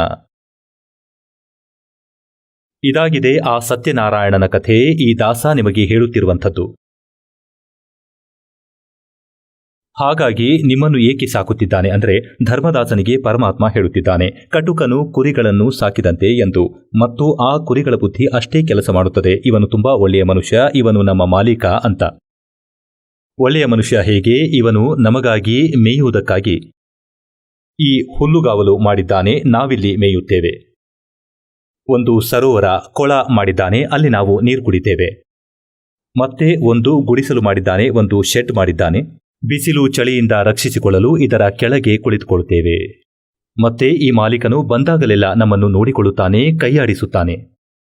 ಹೀಗೆ ಇಲ್ಲಿ ಪರಮಾತ್ಮ ಹೇಳುತ್ತಾರೆ ಧರ್ಮದಾಸನಿಗೆ ಏನು ಅಂದರೆ, ನೀವು ಈ ಅನುಕೂಲಗಳನ್ನು ನೋಡಿದಾಗ ಇಲ್ಲಿಯ ಎಷ್ಟು ಸುಂದರ ಉದ್ಯಾನಗಳು, ಹೇಗೆ ಜಲಪಾತಗಳು ಹರಿಯುತ್ತಿವೆ, ಕೆಳಗೆ ಎಷ್ಟೊಂದು ಶೀತಲವಾದ ಸಿಹಿ ನೀರು ಹರಿಯುತ್ತಿದೆ ಮತ್ತು ಒಳ್ಳೆಯ ಗಾಳಿ ಬೀಸುತ್ತಿದೆ. ದೊಡ್ಡ ಪೃಥ್ವಿಯನ್ನು ಕೊಟ್ಟಿದ್ದಾನೆ, ದೊಡ್ಡ ಪದಾರ್ಥಗಳನ್ನು ಕೊಟ್ಟಿದ್ದಾನೆ. ಇದನ್ನೆಲ್ಲ ನೋಡಿ ಏನೆನ್ನಿಸುತ್ತದೆ ಅಂದ್ರೆ, ಈತ ಒಳ್ಳೆಯ ಭಗವಂತ ಅಂತ, ಒಳ್ಳೆಯ ಸ್ವಾಮಿ, ನಮಗಾಗಿ ಎಷ್ಟೊಂದು ಅನುಕೂಲ ಮಾಡಿದ್ದಾನೆ. ಮತ್ತೆ ಈತ ಮಾಡೋ ಕುಕೃತ್ಯಗಳಿಂದಾಗಿ, ದುರ್ಘಟನೆಗಳಿಂದ ಪರಿವಾರಗಳೇ ನಾಶವಾಗಿ ಹೋಗುತ್ತವೆ. ಭೂಕಂಪ ಬರುತ್ತೆ, ಎಲ್ಲ ಕ್ಷೇತ್ರಗಳು ನಿರ್ನಾಮವಾಗಿ ಬಿಡುತ್ತವೆ. ಆಗ ಆ ಸಮಯದಲ್ಲಿ ಇವನ ದಯೆಯ ಬಗ್ಗೆ ಯೋಚನೆ ಬರುವುದಿಲ್ಲ. ಈಗ ಇದೇನು ಆಗುತ್ತಿದೆ? ಪರಮಾತ್ಮ ಹೇಳಿದ, ಹೇಗೆ ಕಟುಕ ಕುರಿಗಳಿಗೆ ಅನುಕೂಲಗಳನ್ನು ಕೊಡುತ್ತಾನೆ, ಆಗ ಇವರಿಗೆ ಅನಿಸುತ್ತದೆ ಇವನು ತುಂಬಾ ಒಳ್ಳೆಯ ವ್ಯಕ್ತಿ. ಮತ್ತೆ ಇವನು ಬಳಿ ಬಂದಾಗ ಅವು ಇವನನ್ನು ಪ್ರೀತಿಸುತ್ತವೆ. ಹೇಗೆಂದರೆ ನಮ್ಮ ಒಳ್ಳೆಯ ಮಾಲೀಕ ಬಂದಿದ್ದಾನೆ. ಮತ್ತೆ ಅವು ಮುಂದಿನ ಕಾಲುಗಳನ್ನು ಮೇಲಕ್ಕೆ ಎತ್ತಿ ಅಪ್ಪಿಕೊಳ್ಳುತ್ತವೆ, ಅವನ ಕೈಗಳನ್ನು ನೆಕ್ಕುತ್ತವೆ. ಅವುಗಳನ್ನು ಇವನು ಮುಟ್ಟಿದಾಗ ಅವನು ನೋಡೋದು ಏನು ಅಂದರೆ ಇದರಲ್ಲಿ ಮಾಂಸ ಎಷ್ಟಾಗಿದೆ, ಎಷ್ಟು ಕಿಲೋಗೆ ಮಾರಾಟ ಆಗುತ್ತೆ. ಮತ್ತೆ ಆ ಕುರಿ ನೆಕ್ಕೋದು ಪ್ರೀತಿಯಿಂದ, ಇವನು ಮಾಲೀಕ ತುಂಬಾ ಒಳ್ಳೆಯವನಂತ. ಮತ್ತೆ ಯಾವಾಗ ಅವನಿಗೆ ಅವಶ್ಯಕತೆ ಬೀಳುತ್ತೋ ಒಂದು ಕೋಲಿನಿಂದ ಎಳೆದುಕೊಳ್ಳುತ್ತಾನೆ. ಮಗ ಸಾಯಬಹುದು, ಮಗಳನ್ನು ಕತ್ತರಿಸಬಹುದು, ತಾಯಿಯನ್ನು ಕತ್ತರಿಸಬಹುದು, ಅಥವಾ ಸಹೋದರನನ್ನು ಅವನು ನೋಡೋಲ್ಲ. ಹೀಗೆ ಈ ಸ್ಥಿತಿ ತಿಳಿದುಕೋ ಧರ್ಮದಾಸ. ಈ ಕಾಲ ಕಟುಕ, ನೀವು ವಾಸವಾಗಿರುವ ಕೆಟ್ಟ ಲೋಕದಲ್ಲಿ. ಆದರೆ ನಿಮಗೆ ಈ ಜ್ಞಾನವನ್ನು ತಿಳಿಸುವವರು ಇರಲಿಲ್ಲ. ಮತ್ತೆ ಪರಮಾತ್ಮ ತಿಳಿಸುವುದಕ್ಕೆ ಬಂದಾಗ ನಾವು ಕೇಳುವುದಕ್ಕೆ ಸಿದ್ಧರಾಗಿರಲಿಲ್ಲ. ಏಕೆಂದರೆ ನಮ್ಮ ಧರ್ಮಗುರುಗಳು ನಮ್ಮನ್ನು ಮಿಸ್ಗೈಡ್ ಮಾಡಿದ್ರು. ಏನಂತ ಅಂದರೆ ಈ ಕಬೀರರು ಅನಕ್ಷರಸ್ಥರು ಅಂತ. ಧರ್ಮಗ್ರಂಥಗಳ ಬಗ್ಗೆ ಇವರಿಗೆ ಏನು ಗೊತ್ತು? ಸಂಸ್ಕೃತ ಇವನಿಗೆ ಬರೋಲ್ಲ. ಮತ್ತೆ ನಮ್ಮ ಧರ್ಮಗುರುಗಳು ಸಂಸ್ಕೃತ ಚೆನ್ನಾಗಿ ತಿಳಿದಿದ್ರು. ನಾವು ಅವರನ್ನು ಮೆಚ್ಚಿಕೊಂಡಿದ್ದೆವು, ಅವರು ವಿದ್ವಾಂಸರೆಂದು. ನಿಜಕ್ಕೂ ಕಬೀರ್ ಒಬ್ಬ ಮೂರ್ಖ, ನೇಗಿಯವನು, ಅನಕ್ಷರಸ್ಥ. ವೇದಗಳು ಮತ್ತು ಸದ್ಗ್ರಂಥಗಳ ಬಗ್ಗೆ ಇವನಿಗೆ ಏನು ಗೊತ್ತು? ಇವನು ಧರ್ಮಗ್ರಂಥಗಳ ನಿಂದನೆ ಮಾಡುತ್ತಿದ್ದಾನೆ. ಆದರೆ ಪರಮಾತ್ಮ ನಿಜವನ್ನು ಹೇಳುತ್ತಾ ಇದ್ದರು. ಅದೇ ಜ್ಞಾನವನ್ನ ಇವತ್ತಿ ದಾಸ ಹೇಳ್ತಿದ್ದಾನೆ. ಇದನ್ನೇ ಪರಮಾತ್ಮ ಸ್ವಯಂ ಹೇಳುತ್ತಿದ್ದರು. ಆಗ ನಾವು ಸ್ವೀಕರಿಸಲಿಲ್ಲ, ಏಕೆಂದರೆ ನಾವು ಅನಕ್ಷರಸ್ಥರಾಗಿದ್ವಿ. ಈಗ ಯಾವೆಲ್ಲ ರಹಸ್ಯಗಳನ್ನು ನಿಮ್ಮ ಮುಂದೆ ಇವತ್ತು ತೆರೆದಿಡಲಾಗುತ್ತಿದೆ, ಆ ನಾಮವನ್ನು ಆಗಲೇ ಹೇಳದಂತೆ ಏತಕ್ಕೆ ತಡೆಯಲಾಗಿತ್ತು ಎಂದು ಈಗ ಬಹಿರಂಗವಾಗಿ ಹೇಳುವ ಆದೇಶವನ್ನು ಏಕೆ ಕೊಡಲಾಯಿತು? ಆಗ ಆ ಸಮಯದಲ್ಲಿ ಧರ್ಮದಾಸನಿಗೆ ಪರಮಾತ್ಮ ಹೇಳಿದ್ದು, ಇವನು ಈ ವ್ಯವಸ್ಥೆಯನ್ನು ಮಾಡಿ ಇಟ್ಟಿದ್ದಾನೆ, ತನ್ನ ಸ್ವಾರ್ಥಕ್ಕಾಗಿ ನಿಮ್ಮನ್ನು ಇಲ್ಲಿ ತಡೆದು ಇಟ್ಟಿದ್ದಾನೆ. ಮತ್ತೆ 3 ಗುಣಗಳ ಇವರ ಪುತ್ರರಲ್ಲಿ ಒಂದೊಂದು ಗುಣವನ್ನು ತುಂಬಿ ಇಟ್ಟಿದ್ದಾನೆ. ಅವರ ಕಾರಣದಿಂದಾಗಿಯೇ ನೀವು ಇಲ್ಲಿ ಈ ರೀತಿ ಸಿಲುಕಿದ್ದೀರಾ. ಬ್ರಹ್ಮನಲ್ಲಿ ರಜೋಗುಣ ತುಂಬಿದ್ದಾನೆ. ರಜೋಗುಣದ ಪ್ರಭಾವದಿಂದ ಹೇಗೆಂದರೆ ಒಬ್ಬ ಮದ್ಯಪಾನ ಮಾಡಿರೋ ಹಾಗೆ, ಗಾಂಜಾ ಸೇವಿಸಿರೋ ಹಾಗೆ. ಅವನು ಯಾವುದೇ ಕ್ರಿಯೆಗಳನ್ನು ಮಾಡಿದರೂ ಪ್ರಜ್ಞೆಯಲ್ಲಿ ಮಾಡುತ್ತಿಲ್ಲ. ಇದು ಆತನ ಅಸಹಾಯಕತೆ. ಒಂದು ವೇಳೆ 1000 ಜನ ಗಾಂಜಾ ಸೇವಿಸಿದ್ರು ಎಲ್ಲರೂ ಒಂದೇ ತರಹದ ಕೆಲಸ ಮಾಡ್ತಾರೆ, ನಡೆನುಡಿ ಎಲ್ಲ ಕೂಡ ಒಂದೇ ಇರುತ್ತೆ, ಒಂದೇ ತರಹ ಮಾತಾಡ್ತಾರೆ, ಒಂದೇ ತರಹದ ಕ್ರಿಯೆ ಇರುತ್ತೆ. ಹೀಗೆ ಇಲ್ಲಿ ಎಲ್ಲರ ಮೇಲೆ, ಪ್ರತ್ಯೇಕ ಜೀವಿಯ ಮೇಲೆ, ಇರುವೆಯಿಂದ ಹಿಡಿದು ಆನೆಯವರೆಗೂ ಎಲ್ಲರ ಮೇಲೂ ಅವರ ಪ್ರಭಾವ ಇರುತ್ತೆ. ಹಾಗಾಗಿ ಅವನಿಂದ ಪ್ರಭಾವಿತರಾಗಿ ಎಲ್ಲರೂ ಸಂತಾನೋತ್ಪತ್ತಿ ಮಾಡ್ತಾರೆ. ಎಲ್ಲರೂ ಅಸಹಾಯಕರಾಗಿದ್ದಾರೆ, ಅವರ ನಿಯಂತ್ರಣದಲ್ಲಿ ಇಲ್ಲ. ಎಷ್ಟೇ ಪ್ರಯತ್ನ ಮಾಡಿ ನೋಡು. ಋಷಿ ಮಹರ್ಷಿಗಳ ಕಥೆಯನ್ನು ನಿಮಗೆ ಹೇಳುತ್ತೇನೆ. ಅವರು ದೊಡ್ಡ ದೊಡ್ಡ ಕಠಿಣ ಪ್ರಯತ್ನಗಳನ್ನು ಮಾಡಿದ್ದಾರೆ, ನಾವು ಈ ವಿಕಾರದಿಂದ ಮುಕ್ತರಾಗಲು, ವಾಸನಾರಹಿತರಾಗಲು. ಒಬ್ಬ ಶೃಂಗಿ ಋಷಿ ಇದ್ದ. ಅವನು ಮನೆಯನ್ನು ತ್ಯಜಿಸಿ ಪರಮಾತ್ಮನನ್ನು ಪಡೆಯಲು ಕಾಡಿಗೆ ಹೊರಟು ಹೋದ. ಇವರಿಗೆ ಈ ಬಗ್ಗೆ ಜ್ಞಾನವಂತೂ ಇರಲಿಲ್ಲ. ಪಾಪ, ಭಗವಂತನಿಗಾಗಿ ಆತ್ಮ ಅಲಿಯುತ್ತಿದೆ, ನೀವು ಕೂಡ ಅಲಿಯುತ್ತಿದ್ದೀರಾ. ಯಾರ್ಯಾರೋ ಎಲ್ಲೆಲ್ಲೋ ಹುಡುಕಿಕೊಂಡು ಅಲಿಯುತ್ತಿದ್ದಾರೆ. ಎಲ್ಲಿಯವರೆಗೆ ಪರಮಾತ್ಮನು ಸಿಗುವುದಿಲ್ಲವೋ ಆತ್ಮ ನಿಲ್ಲುವುದಿಲ್ಲ. ಹೀಗೆ ಶೃಂಗಿ ಋಷಿ ಬ್ರಾಹ್ಮಣ ಮನೆಯನ್ನು ತ್ಯಜಿಸಿ ಕಾಡಿನಲ್ಲಿ ಬಾಲಬ್ರಹ್ಮಚಾರಿಯಾಗಿ ಇದ್ದ. ಮತ್ತು ಇವರು ಮೊದಲು ಇದೇ ಕ್ರಿಯೆ ಮಾಡಲು ಪ್ರಯತ್ನಿಸಿದರು. ಅಂದರೆ ಮೊದಲು ನಾವು ನಿಷ್ಕಲ್ಮಶರಾಗಬೇಕು, ಆಗ ಭಕ್ತಿ ಫಲಿಸುತ್ತದೆ. ಇದು ಇವರ ಯೋಚನೆಯಾಗಿತ್ತು. ಯಾವ ಸಾಧನೆಯಿಂದ ಇವರು ನಿಷ್ಕಲ್ಮಶರಾಗಲು ಪ್ರಯತ್ನ ಮಾಡುತ್ತಿದ್ದರು, ಆ ಸಾಧನೆಯಿಂದಲೂ ನಿಷ್ಕಲ್ಮಶರಾಗಲು ಸಾಧ್ಯವಾಗುತ್ತಿರಲಿಲ್ಲ. ಆಗ ಅವನು ಏನ್ ಮಾಡ್ದ ಅಂದ್ರೆ, ಊಟ ಹೆಚ್ಚಾಗಿ ಮಾಡಬಾರದು. ಹೆಚ್ಚು ಊಟವನ್ನು ಮಾಡಿದರೆ ಬಯಕೆಯೂ ಹೆಚ್ಚಾಗುತ್ತದೆ. ರುಚಿಕರವಾದದನ್ನು ತಿಂದಾಗ ಆಗ ಅವನು ಅಭ್ಯಾಸವನ್ನು ಮಾಡುತ್ತಾ ಬಹಳ ಕಡಿಮೆ ಆಹಾರವನ್ನು ತಿನ್ನುವುದನ್ನು ಅಭ್ಯಾಸ ಮಾಡಿಕೊಂಡ. ಕೊನೆಯದಾಗಿ ಒಂದು ದಿನದಲ್ಲಿ ಮರಕ್ಕೆ ಮುಖ ಮಾಡಿ ಕುಳಿತುಕೊಂಡು ಭಕ್ತಿಯಲ್ಲಿ ಲೀನನಾಗುತ್ತಿದ್ದ. ವ್ಯರ್ಥವಾದ ಸಾಧನೆ ಮಾಡೋದು ಮಾತ್ರ ಗೊತ್ತಿತ್ತು. ಇಡೀ ದಿನದಲ್ಲಿ ಕೇವಲ 1 ಬಾರಿ ಮರದ ತೊಗಟೆಯನ್ನು ನೆಕ್ಕುತ್ತಿದ್ದ. ಹೀಗೆ ಕೊನೆಯಲ್ಲಿ ಇಷ್ಟು ಅಲ್ಪ ಆಹಾರ ಅವನು ತಿನ್ನುತ್ತಿದ್ದ. ಈ ಕಾರಣದಿಂದಾಗಿ ಅವನು ಅಕ್ಕಪಕ್ಕದ ಕ್ಷೇತ್ರಗಳಲ್ಲಿ ಬಹಳ ಪ್ರಸಿದ್ಧನಾದ. ಅರೆ, ಇಂಥ ಮಹಾತ್ಮನನ್ನ ಎಲ್ಲೂ ನೋಡಿಲ್ಲ. ದಿನವೆಲ್ಲ ಭಕ್ತಿಯಲ್ಲಿ ಲೀನನಾಗಿರುತ್ತಾನೆ, ಸಮಾಧಿಯಲ್ಲಿ ಇರುತ್ತಾನೆ, ಕಣ್ಣುಗಳನ್ನು ತೆರೆಯುವುದಿಲ್ಲ. ದಿನದಲ್ಲಿ ಒಮ್ಮೆ ಮಾತ್ರ ವೃಕ್ಷಕ್ಕೆ ನಾಲಗೆ ತಾಗಿಸ್ತಾನೆ, ಅಷ್ಟಕ್ಕೆ ತೃಪ್ತನಾಗುತ್ತಾನೆ. ಅಯೋಧ್ಯ ನಗರದ ಅಕ್ಕಪಕ್ಕ ಕಾಡಿನೆಲ್ಲವನು ಕುಳಿತಿದ್ದ. ಅಲ್ಲಿ ಎಲ್ಲ ಕಡೆ ಈ ವಿಷಯ ಹರಡಿ ಹೋಯಿತು. ಆಗ ಅಯೋಧ್ಯೆಯ ರಾಜನಾದ ದಶರಥನಿಗೆ ಒಬ್ಬ ಮಗಳಿದ್ದಳು. ಅವಳಿಗೂ ವಿಷಯ ತಿಳಿಯಿತು. ಶ್ರೀರಾಮಚಂದ್ರರಿಗಿಂತ ಮೊದಲು ರಾಮಚಂದ್ರರು ಇನ್ನೂ ಕೂಡ ಹುಟ್ಟು ಇರಲಿಲ್ಲ. ಆ ಕನ್ಯೆಗೆ ತಿಳಿಯುತ್ತಿದ್ದಂತೆ ತನ್ನ ತಂದೆಯ ಆಜ್ಞೆಯನ್ನು ಪಡೆದು ಸಂತನ ದರ್ಶನಕ್ಕೆ ಅವಳು ಕೂಡ ಗೆಳತಿ ಮತ್ತು ದಾಸಿಯರೊಂದಿಗೆ ತೆರಳಿದ್ಲು. ಹೀಗೆ ಅಲ್ಲಿ ಹೋಗಿ ಅವಳು ನೋಡಿದಳು, ಈ ಸಾಧು ಒಬ್ಬ ಮಹಾಪುರುಷ. ಮತ್ತೆ ಒಂದು ವೇಳೆ ಇವರು ಕಣ್ಣುಗಳನ್ನು ತೆರೆದರೆ ಇವರನ್ನು ಮನೆಗೆ ಆಮಂತ್ರಿಸಿ ಇವರ ಮಾತುಗಳನ್ನು ಆಲಿಸಬೇಕು, ಸೇವೆಯನ್ನು ಮಾಡಬೇಕು, ನಮಗೂ ಪುಣ್ಯ ದೊರೆಯುತ್ತೆ. ಈ ಉದ್ದೇಶದಿಂದ ಆ ಕನ್ಯೆ ಅಲ್ಲಿರುವ ಇತರ ಮಹಾಪುರುಷರಿಗೆ, ಋಷಿಯ ಜೊತೆ ಇದ್ದ ಸಾಧು ಸಂತರು ಮತ್ತು ಬ್ರಾಹ್ಮಣ ಗುರುಗಳಿಗೆ ಕೇಳಿದಳು, ಇವರು ಕಣ್ಣುಗಳನ್ನು ಹೇಗೆ ತೆರೆಯಬಹುದು? ಆಗ ಒಬ್ಬ ವೈದ್ಯ ಹೇಳಿದರು, ಎಲ್ಲಿ ತನ್ನ ನಾಲಿಗೆಯನ್ನು ತಾಗಿಸುತ್ತಾನೆಯೋ ಈ ಶೃಂಗಿ ಋಷಿ, ಆ ವೃಕ್ಷದ ಆ ಸ್ಥಾನದಲ್ಲಿ ಸ್ವಲ್ಪ ಜೇನುತುಪ್ಪ ಹಚ್ಚಿ. ಆ ಕನ್ಯೆಯು ಆಜ್ಞೆ ಕೊಟ್ಟಳು. ಸೇವಕರು ಆ ಸ್ಥಾನದಲ್ಲಿ ಜೇನುತುಪ್ಪ ಲೇಪಿಸಿದ್ರು. ಆ ಸ್ಥಾನದಲ್ಲಿ ಒಮ್ಮೆ ನಾಲಗೆ ತಾಗಿಸುವ ಆ ಋಷಿಯು ಈಗ ಆ ಸ್ಥಾನದಲ್ಲಿ 6 ಬಾರಿ ನಾಲಗೆ ತಾಗಿಸಿದ, ಏಕೆಂದರೆ ಬಹಳ ಸಿಹಿಯಾಗಿತ್ತು. ಮಾರನೆಯ ದಿನ ಮತ್ತೆ ಹೀಗೆ ನಡೆಯಿತು. 3ನೇ ದಿನ ಶೃಂಗಿ ಋಷಿಯು ಕಣ್ಣುಗಳನ್ನು ತೆರೆದ. ನಂತರ ತಮ್ಮ ಮನೆಗೆ ಬರುವಂತೆ ಪ್ರಾರ್ಥಿಸಲಾಯಿತು. ಋಷಿಗಳು ಮನೆಗೆ ಬರಲಂತೂ ನಿರಾಕರಿಸಿದರು. ಆದರೆ ಆ ಕನ್ಯೆಯು ದಿನವೂ ಸೇವೆ ಮಾಡಲು ಅಲ್ಲಿ ಹೋಗುತ್ತಿದ್ದಳು.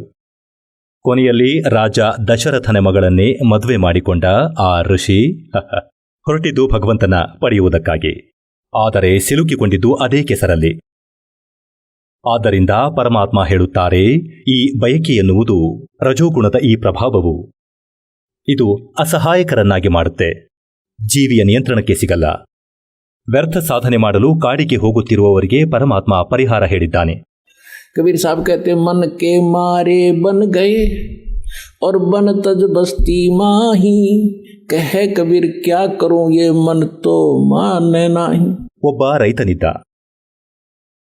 ಅವನು ಒಮ್ಮೆ ಯಾವುದೋ ಸಂತನಿಂದ ಜ್ಞಾನವನ್ನು ಕೇಳಿ ಪ್ರೇರಿತನಾದ. ಅವನಿಗೆ 2 ಪುಟ್ಟ ಮಕ್ಕಳು. ಅವರನ್ನು ಬಿಟ್ಟು ನಡೆದು ಬಿಟ್ಟ ಪರಮಾತ್ಮನನ್ನ ಪಡೆಯಲು. ಆ ಸಂತನ ಆಶ್ರಮದಲ್ಲಿ ಇರತೊಡಗಿದ. ಈಗ ಅವನು ಸಂತನ ಆಶ್ರಮದಲ್ಲಿಯೇ ಇರುತ್ತಿದ್ದ. ಮತ್ತೆ ಅಲ್ಲಿ ಹೋದ ಸ್ವಲ್ಪ ದಿನಗಳ ನಂತರ ನೋಡಿ, ಆತ್ಮ ಪರಮಾತ್ಮನಿಗಾಗಿ ಅಲಿಯುತ್ತಾ ಇರುತ್ತದೆ. ಇದು ಇವನ ವಶದಲ್ಲಿ ಇಲ್ಲ. ಮತ್ತೆ ಕೆಲವು ಸಾಧು ಸಂತರು ಹೇಗೆ ಇರುತ್ತಾರೆ ಅಂದರೆ, ಈ ಗುಡಿಸಲು ವಾಸಿಗಳಿಗೆ ಗೊತ್ತಿರುತ್ತದೆ, ಈಗದ್ದು ಇವನು ಇಲ್ಲಿಗೆ ಬಂದಿದ್ದಾನೆ. ಸ್ವಲ್ಪ ದಿನಗಳಲ್ಲಿ ಮಕ್ಕಳು ನೆನಪಾಗುತ್ತಾರೆ. ಹಾಗಾದರೆ ಇವನಿಗೆ ನಶೆಯನ್ನು ಮಾಡಿಸೋಣ, ಒಂದು ಚಟವನ್ನು ಹತ್ತಿಸೋಣ ಎಂದು ಕುಡಿದು ನನ್ನ ಬಳಿಯೇ ಬಿದ್ದುಕೊಳ್ಳೋ ಹಾಗೆ ಮಾಡೋದು. ಹೀಗೆಯೇ ಅವನು ಅಲ್ಲಿ 7-8 ವರ್ಷ ಕಳೆದುಬಿಟ್ಟ. 7-8 ವರ್ಷ ಅಲ್ಲಿ ಇದ್ದ ಮೇಲೆ ಒಂದು ದಿನ ಅವನು ಭಿಕ್ಷೆಯನ್ನು ಕೇಳಲು ನಗರದೊಳಗೆ ಹೋದ. ಅವನು ಕೂಗಿ ಹೇಳಿದ, ತಾಯಿ ಭಿಕ್ಷೆ ಕೊಡು. ಆ ತಾಯಿ ಇದ್ದಳಲ್ಲ, ಅವಳಿಗೆ 2 ಪುಟ್ಟ ಮಕ್ಕಳಿದ್ರು. ಅವಳ ಸೆರಗನ್ನು ಹಿಡಿದುಕೊಂಡಿದ್ದರು. ಅವಳು ಭಿಕ್ಷೆಯನ್ನು ತಂದಳು. ಅವಳಂತೂ ಭಿಕ್ಷೆ ಹಾಕಿ ಹೊರಟು ಹೋದಳು. ಅವನಲ್ಲಿ ಯಾವ ಪ್ರೇರಣೆ ತಂದ ಕಾಲ ಈ ಮನಸ್ಸು? ಅಂದ್ರೆ ಅವನು ಯೋಚಿಸ್ದ, ಒಬ್ಬ ಹೆಂಗಸಿಗೆ ಇಷ್ಟು ಪುಟ್ಟ ಪುಟ್ಟ ಮಕ್ಕಳಿದ್ದು ಆ ಹೆಣ್ಣಿಗೆ ಅವನ ಗಂಡ ಮನೆಯಲ್ಲಿ ಇಲ್ದಿದ್ರೆ ಪಾಪ ಹೇಗ್ ನೋಡ್ಕೋಬೇಕು? ಅವನಿಗೆ ತನ್ನ ಘಟನೆ ನೆನಪಾಯಿತು. ನಾನು ಪುಟ್ಟ ಪುಟ್ಟ ಮಕ್ಕಳನ್ನು ಬಿಟ್ಟು ಬಂದಿದ್ದೇನೆ, ನನ್ನ ಪತ್ನಿ ಹೇಗೆ ನೋಡಿಕೊಂಡಿರಬಹುದು? ಇದೆಂತಹ ಅನ್ಯಾಯ ಮಾಡಿದೆ ನಾನು, ಪಾಪ ಹೇಗೆ ನೋಡಿಕೊಳ್ಳಬೇಕು? ಅವನು ಮನೆಗೆ ಹಿಂತಿರುಗುವ ವಿಚಾರ ಮಾಡಿದ. ಈಗ ಮನೆ ಕಡೆ ನಡೆದೇ ಬಿಟ್ಟ. ತನ್ನ ಜೋಳಿಗೆ ಬಿಸಾಕಿ. ಮನಸ್ಸಿನಲ್ಲಿ ಬಂತು, ಇರ್ಲಿ ಬಿಡು, ವಿಚಾರ ಬಂದಿರಬಹುದು, ಇರಲಿ ಬಿಡು. ವಾಪಸ್ ಬಂದ. ಒಂದು ಸತಿ ನೋಡೋಣ ಬಿಡು, ನೋಡೋದ್ರಿಂದ ಏನ್ ತೊಂದರೆ ಆಗತ್ತೆ ಅಂತ ಅಂದುಕೊಂಡ. ಒಂದ್ಸತಿ ನೋಡ್ತೀನಿ, ಹೇಗಿರ್ಬಹುದು, ಸತ್ತಿದಾರೋ ಬದುಕಿದಾರೋ. ಕೊನೆಯದಾಗಿ ಫೈನಲ್ ನಿಶ್ಚಯ ಮಾಡ್ತಾನೆ, ಒಂದು ಸಾರಿ ನೋಡಿ ಬರ್ತೀನಿ. ಈಗ ಅವನು ಯೋಚಿಸಿದ, ಮನೆಗೆ ಹೋಗುವ ಬದಲು ನಾನು ಹೊಲಕ್ಕೆ ಹೋಗ್ತೇನೆ. ಯಾರೂ ಗುರುತಿಸಲು ಸಾಧ್ಯವಿಲ್ಲ, ಯಾಕಂದ್ರೆ ಗಡ್ಡ ಬೆಳೆದಿದೆ, 8-10 ವರ್ಷ ಕಳೆದಿದೆ ಕೂಡ. ಆದ್ರಿಂದ ಹೊಲದಲ್ಲಿ ನೋಡ್ತೀನಿ. ಮಕ್ಕಳು ಸುರಕ್ಷಿತವಾಗಿದ್ದರೆ ಅಲ್ಲೇ ಹೊಲದಲ್ಲಿ ಇರಬಹುದು, ಕೆಲಸ ಮಾಡುತ್ತಿರಬಹುದು. ಹೀಗೆ ಯೋಚಿಸ್ತಾ ಆ ಬಾಬಾಜಿ ಹೊಲದಲ್ಲಿ ನಡ್ಕೊಂಡು ಹೋದ. ಅಲ್ಲಿ ಅವನ ತಮ್ಮ ಮತ್ತೆ ಆ ಬಾಬಾಜಿಯ ಹೆಂಡತಿ ಹೊಲದಲ್ಲಿ ಕೆಲಸ ಮಾಡುತ್ತಿದ್ದರು. ಇದೇ ಸಂದರ್ಭದಲ್ಲಿ ಅವನ ತಮ್ಮ ಅತ್ತಿಗೆಗೆ ಹೇಳಿದ, ನೋಡು, ನನಗಂತೂ ನನ್ನ ಅಣ್ಣ ಬಂದಿರೋ ಹಾಗೆ ಅನ್ನಿಸ್ತಿದೆ. ಅವಳು ಹೇಳಿದಳು, ನೀನು ಹೀಗೆ ತಮಾಷೆ ಮಾಡುತ್ತಿರುತ್ತೀಯ. ನಾನು ಆ ದುಃಖವನ್ನು ಮರೆಯಲು ಪ್ರಯತ್ನಿಸ್ತಿದ್ರೆ ನೀನು ನೆನಪು ಮಾಡ್ತೀಯ. ನೀನು ಆಗಾಗ ಈ ಮಾತುಗಳನ್ನೆಲ್ಲ ಹೇಳ್ಬೇಡ. ನಿಜ ಹೇಳ್ತಿದ್ದೀನಿ, ಎದುರಿಗೆ ನೋಡು ಅಂದ. ನಡೆಯುವುದು ಅವನ ಹಾಗೆ ಕಾಣುತ್ತಿದೆ. ಅವಳು ನೋಡಿದಳು, ನಡೆಯುವುದು ಕೂಡ ಅವನ ಹಾಗೆ ಇದೆ. ಆದರೆ ಈಗ ಅವನು ಎಲ್ಲಿ ಬರ್ತಾನೆ? ಅವನು ಬಾಬಾ ಆಗಿದ್ದಾನೆ, ಇಲ್ಲೆಲ್ಲಿ ಬರ್ತಾನೆ? ಅವನು ಹತ್ತಿರ ಬಂದಾಗ ಅವರಿಗೆ ಸ್ಪಷ್ಟವಾಯಿತು, ಇದು ಅವನೇ ಅಂತ. ಇಲ್ಲೇ ಬರ್ತಿದ್ದಾನೆ, ಅವನೇ ಇರಬಹುದು. ಅವಳು ಹೇಳಿದಳು, ಇವನು ಮತ್ತೆ ಹೊರಟು ಹೋಗುತ್ತಾನೆ. ಏನ್ ಪ್ರಯೋಜನ, ಹೋಗೋದು ನಿಜ. ಆಗ ತಮ್ಮ ಹೇಳ್ದ, ನೀನ್ ನನಗೆ ಸ್ವಲ್ಪ ಸಹಾಯ ಮಾಡು, ಇಲ್ಲೇ ಇರೋ ಹಾಗೆ ಮಾಡ್ತೀನಿ. ಏನು ಮಾಡಲಿ ಹೇಳು ಎಂದಳು. ನಿನ್ನ ಹೊಲದಲ್ಲಿರುವ ಬೀಟೆ ಮರವನ್ನ ನಾನಿದನ್ನ ಕಡಿತೀನಿ, ನೀನು ಜೋರಾಗಿ ಕಿರುಚು. ಹೇಗಂದ್ರೆ ನನ್ನ ಯಜಮಾನ ಇದ್ದಿದ್ರೆ ನೀನಿದನ್ನ ಕತ್ತರಿಸ್ತಿದೀಯಾ? ಹೊಲದಲ್ಲಿ 4 ಅಡಿ ಒಳಗಿದೆ, ಆದ್ರೂ ನಿಂದು ಅಂತಿದೀಯಾ? ಆಗ ಅವಳು ಹೀಗೆ ನಾಟಕ ಆಡದ್ದು.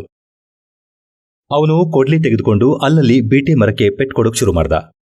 ಮತ್ತೆ ಅವಳು ಕಿರ್ಚೋಕ್ ಶುರು ಮಾಡಿದ್ಲು. ನೀನು ನನ್ನ ವಸ್ತುಗಳನ್ನು ಹೀಗೆ ಕದ್ದಿದ್ದೀಯಾ? ನನ್ನ ಗಂಡ ಮನೆಯಲ್ಲಿ ಇದ್ದಿದ್ದರೆ ನೀನು ಇಂಥ ಕೆಲಸ ಮಾಡ್ತಿದ್ದೀಯಾ? ಜನರೇ ನನ್ನ ಹೊಲದಿಂದ 5-10 ಫೂಟ್ ಒಳಗೆ ಇದ್ದರೂ ನನ್ನದು ಕೊಯ್ದುಕೊಳ್ಳುತ್ತೇನೆ ಎನ್ನುತ್ತಾನೆ, ನನ್ನ ಮಾತೆ ಕೇಳಲ್ಲ. ಆ ಬಾಬಾ ಜೋಳದ ತೆನೆ ಹಿಂದೆ ನಿಂತು ನೋಡ್ತಾ ಇದ್ದ, ಕೇಳ್ತಿದ್ದ, ಅಲ್ಲೇ ಅವಿತುಕೊಂಡು. ಅವಳು ಅಳುವುದನ್ನು ಕೇಳಿ ಬಂದು ಹೇಳುತ್ತಾನೆ, ನೀನು ಒಂಟಿಯಲ್ಲ, ನಾನು ಬಂದಿದ್ದೇನೆ.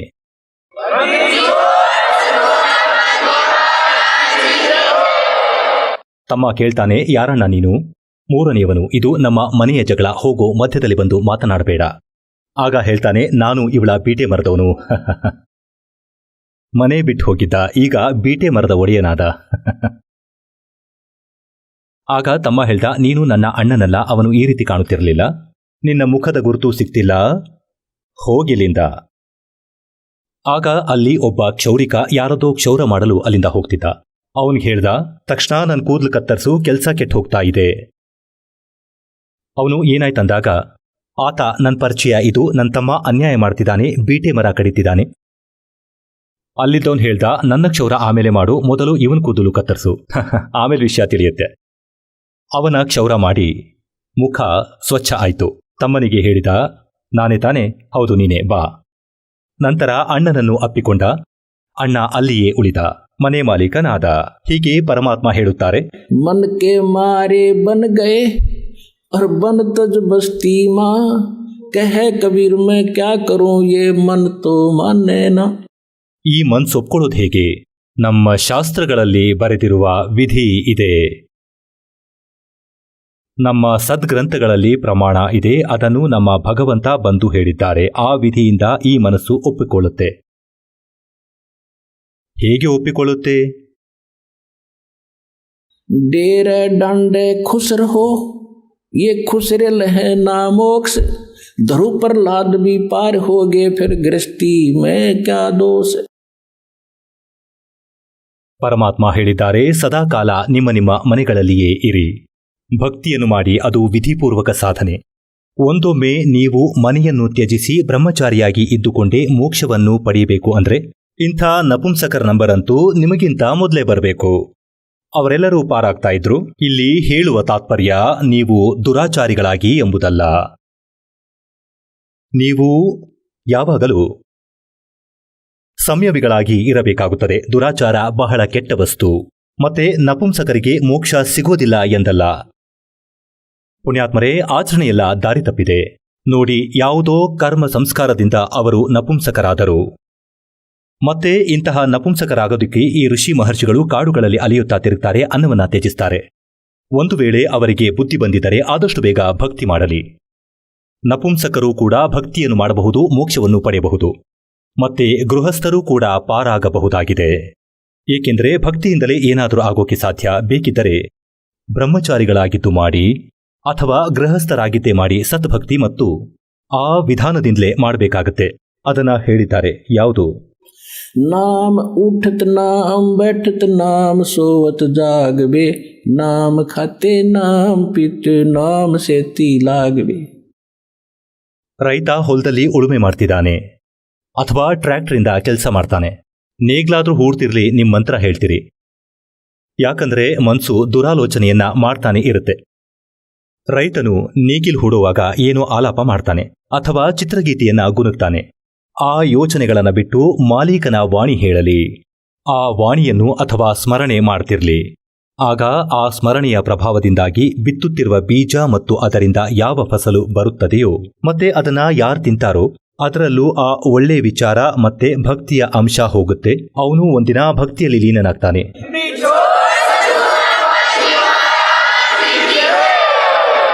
ಈ ವಿಚಾರಗಳು ಬಹಳಷ್ಟು ಪ್ರಭಾವ ಬೀರುತ್ತವೆ. ಒಬ್ಬ ಸಂತನಿಗೆ ಒಬ್ಬ ಶಿಷ್ಯೆ ಇದ್ದಳು. ಅವನು ಅವಳ ಮನೆಗೆ ಹೋದ. ಅಲ್ಲಿ ಆ ಶಿಷ್ಯೆಯ ಸಹೋದರಿ ಬಂದಿದ್ದಳು. ಅವಳ ಮಗಳು ವಿಧವೆಯಾಗಿದ್ದಳು. ಇಬ್ಬರು ಮಕ್ಕಳು ಇದ್ದರು. ಯುವತಿಯಾಗಿದ್ದಳು. ಮತ್ತೆ ಅವಳಿಗೆ ಅಣ್ಣ ತಮ್ಮಂದಿರು ಇರಲಿಲ್ಲ. ಅವಳ ಗಂಡನಿಗೂ ಸಹೋದರರು ಇರಲಿಲ್ಲ. ಒಬ್ಬನೇ ಮಗನಾಗಿದ್ದ ತಂದೆ ತಾಯಿಗೆ. ಅಲ್ಲಿ ಆ ಭಕ್ತ ಸಂತನಿಗೆ ಅವರ ಜೊತೆಯಲ್ಲಿ ಇನ್ನೂ 2-3 ಭಕ್ತ ಸಂತರಿದ್ದರು.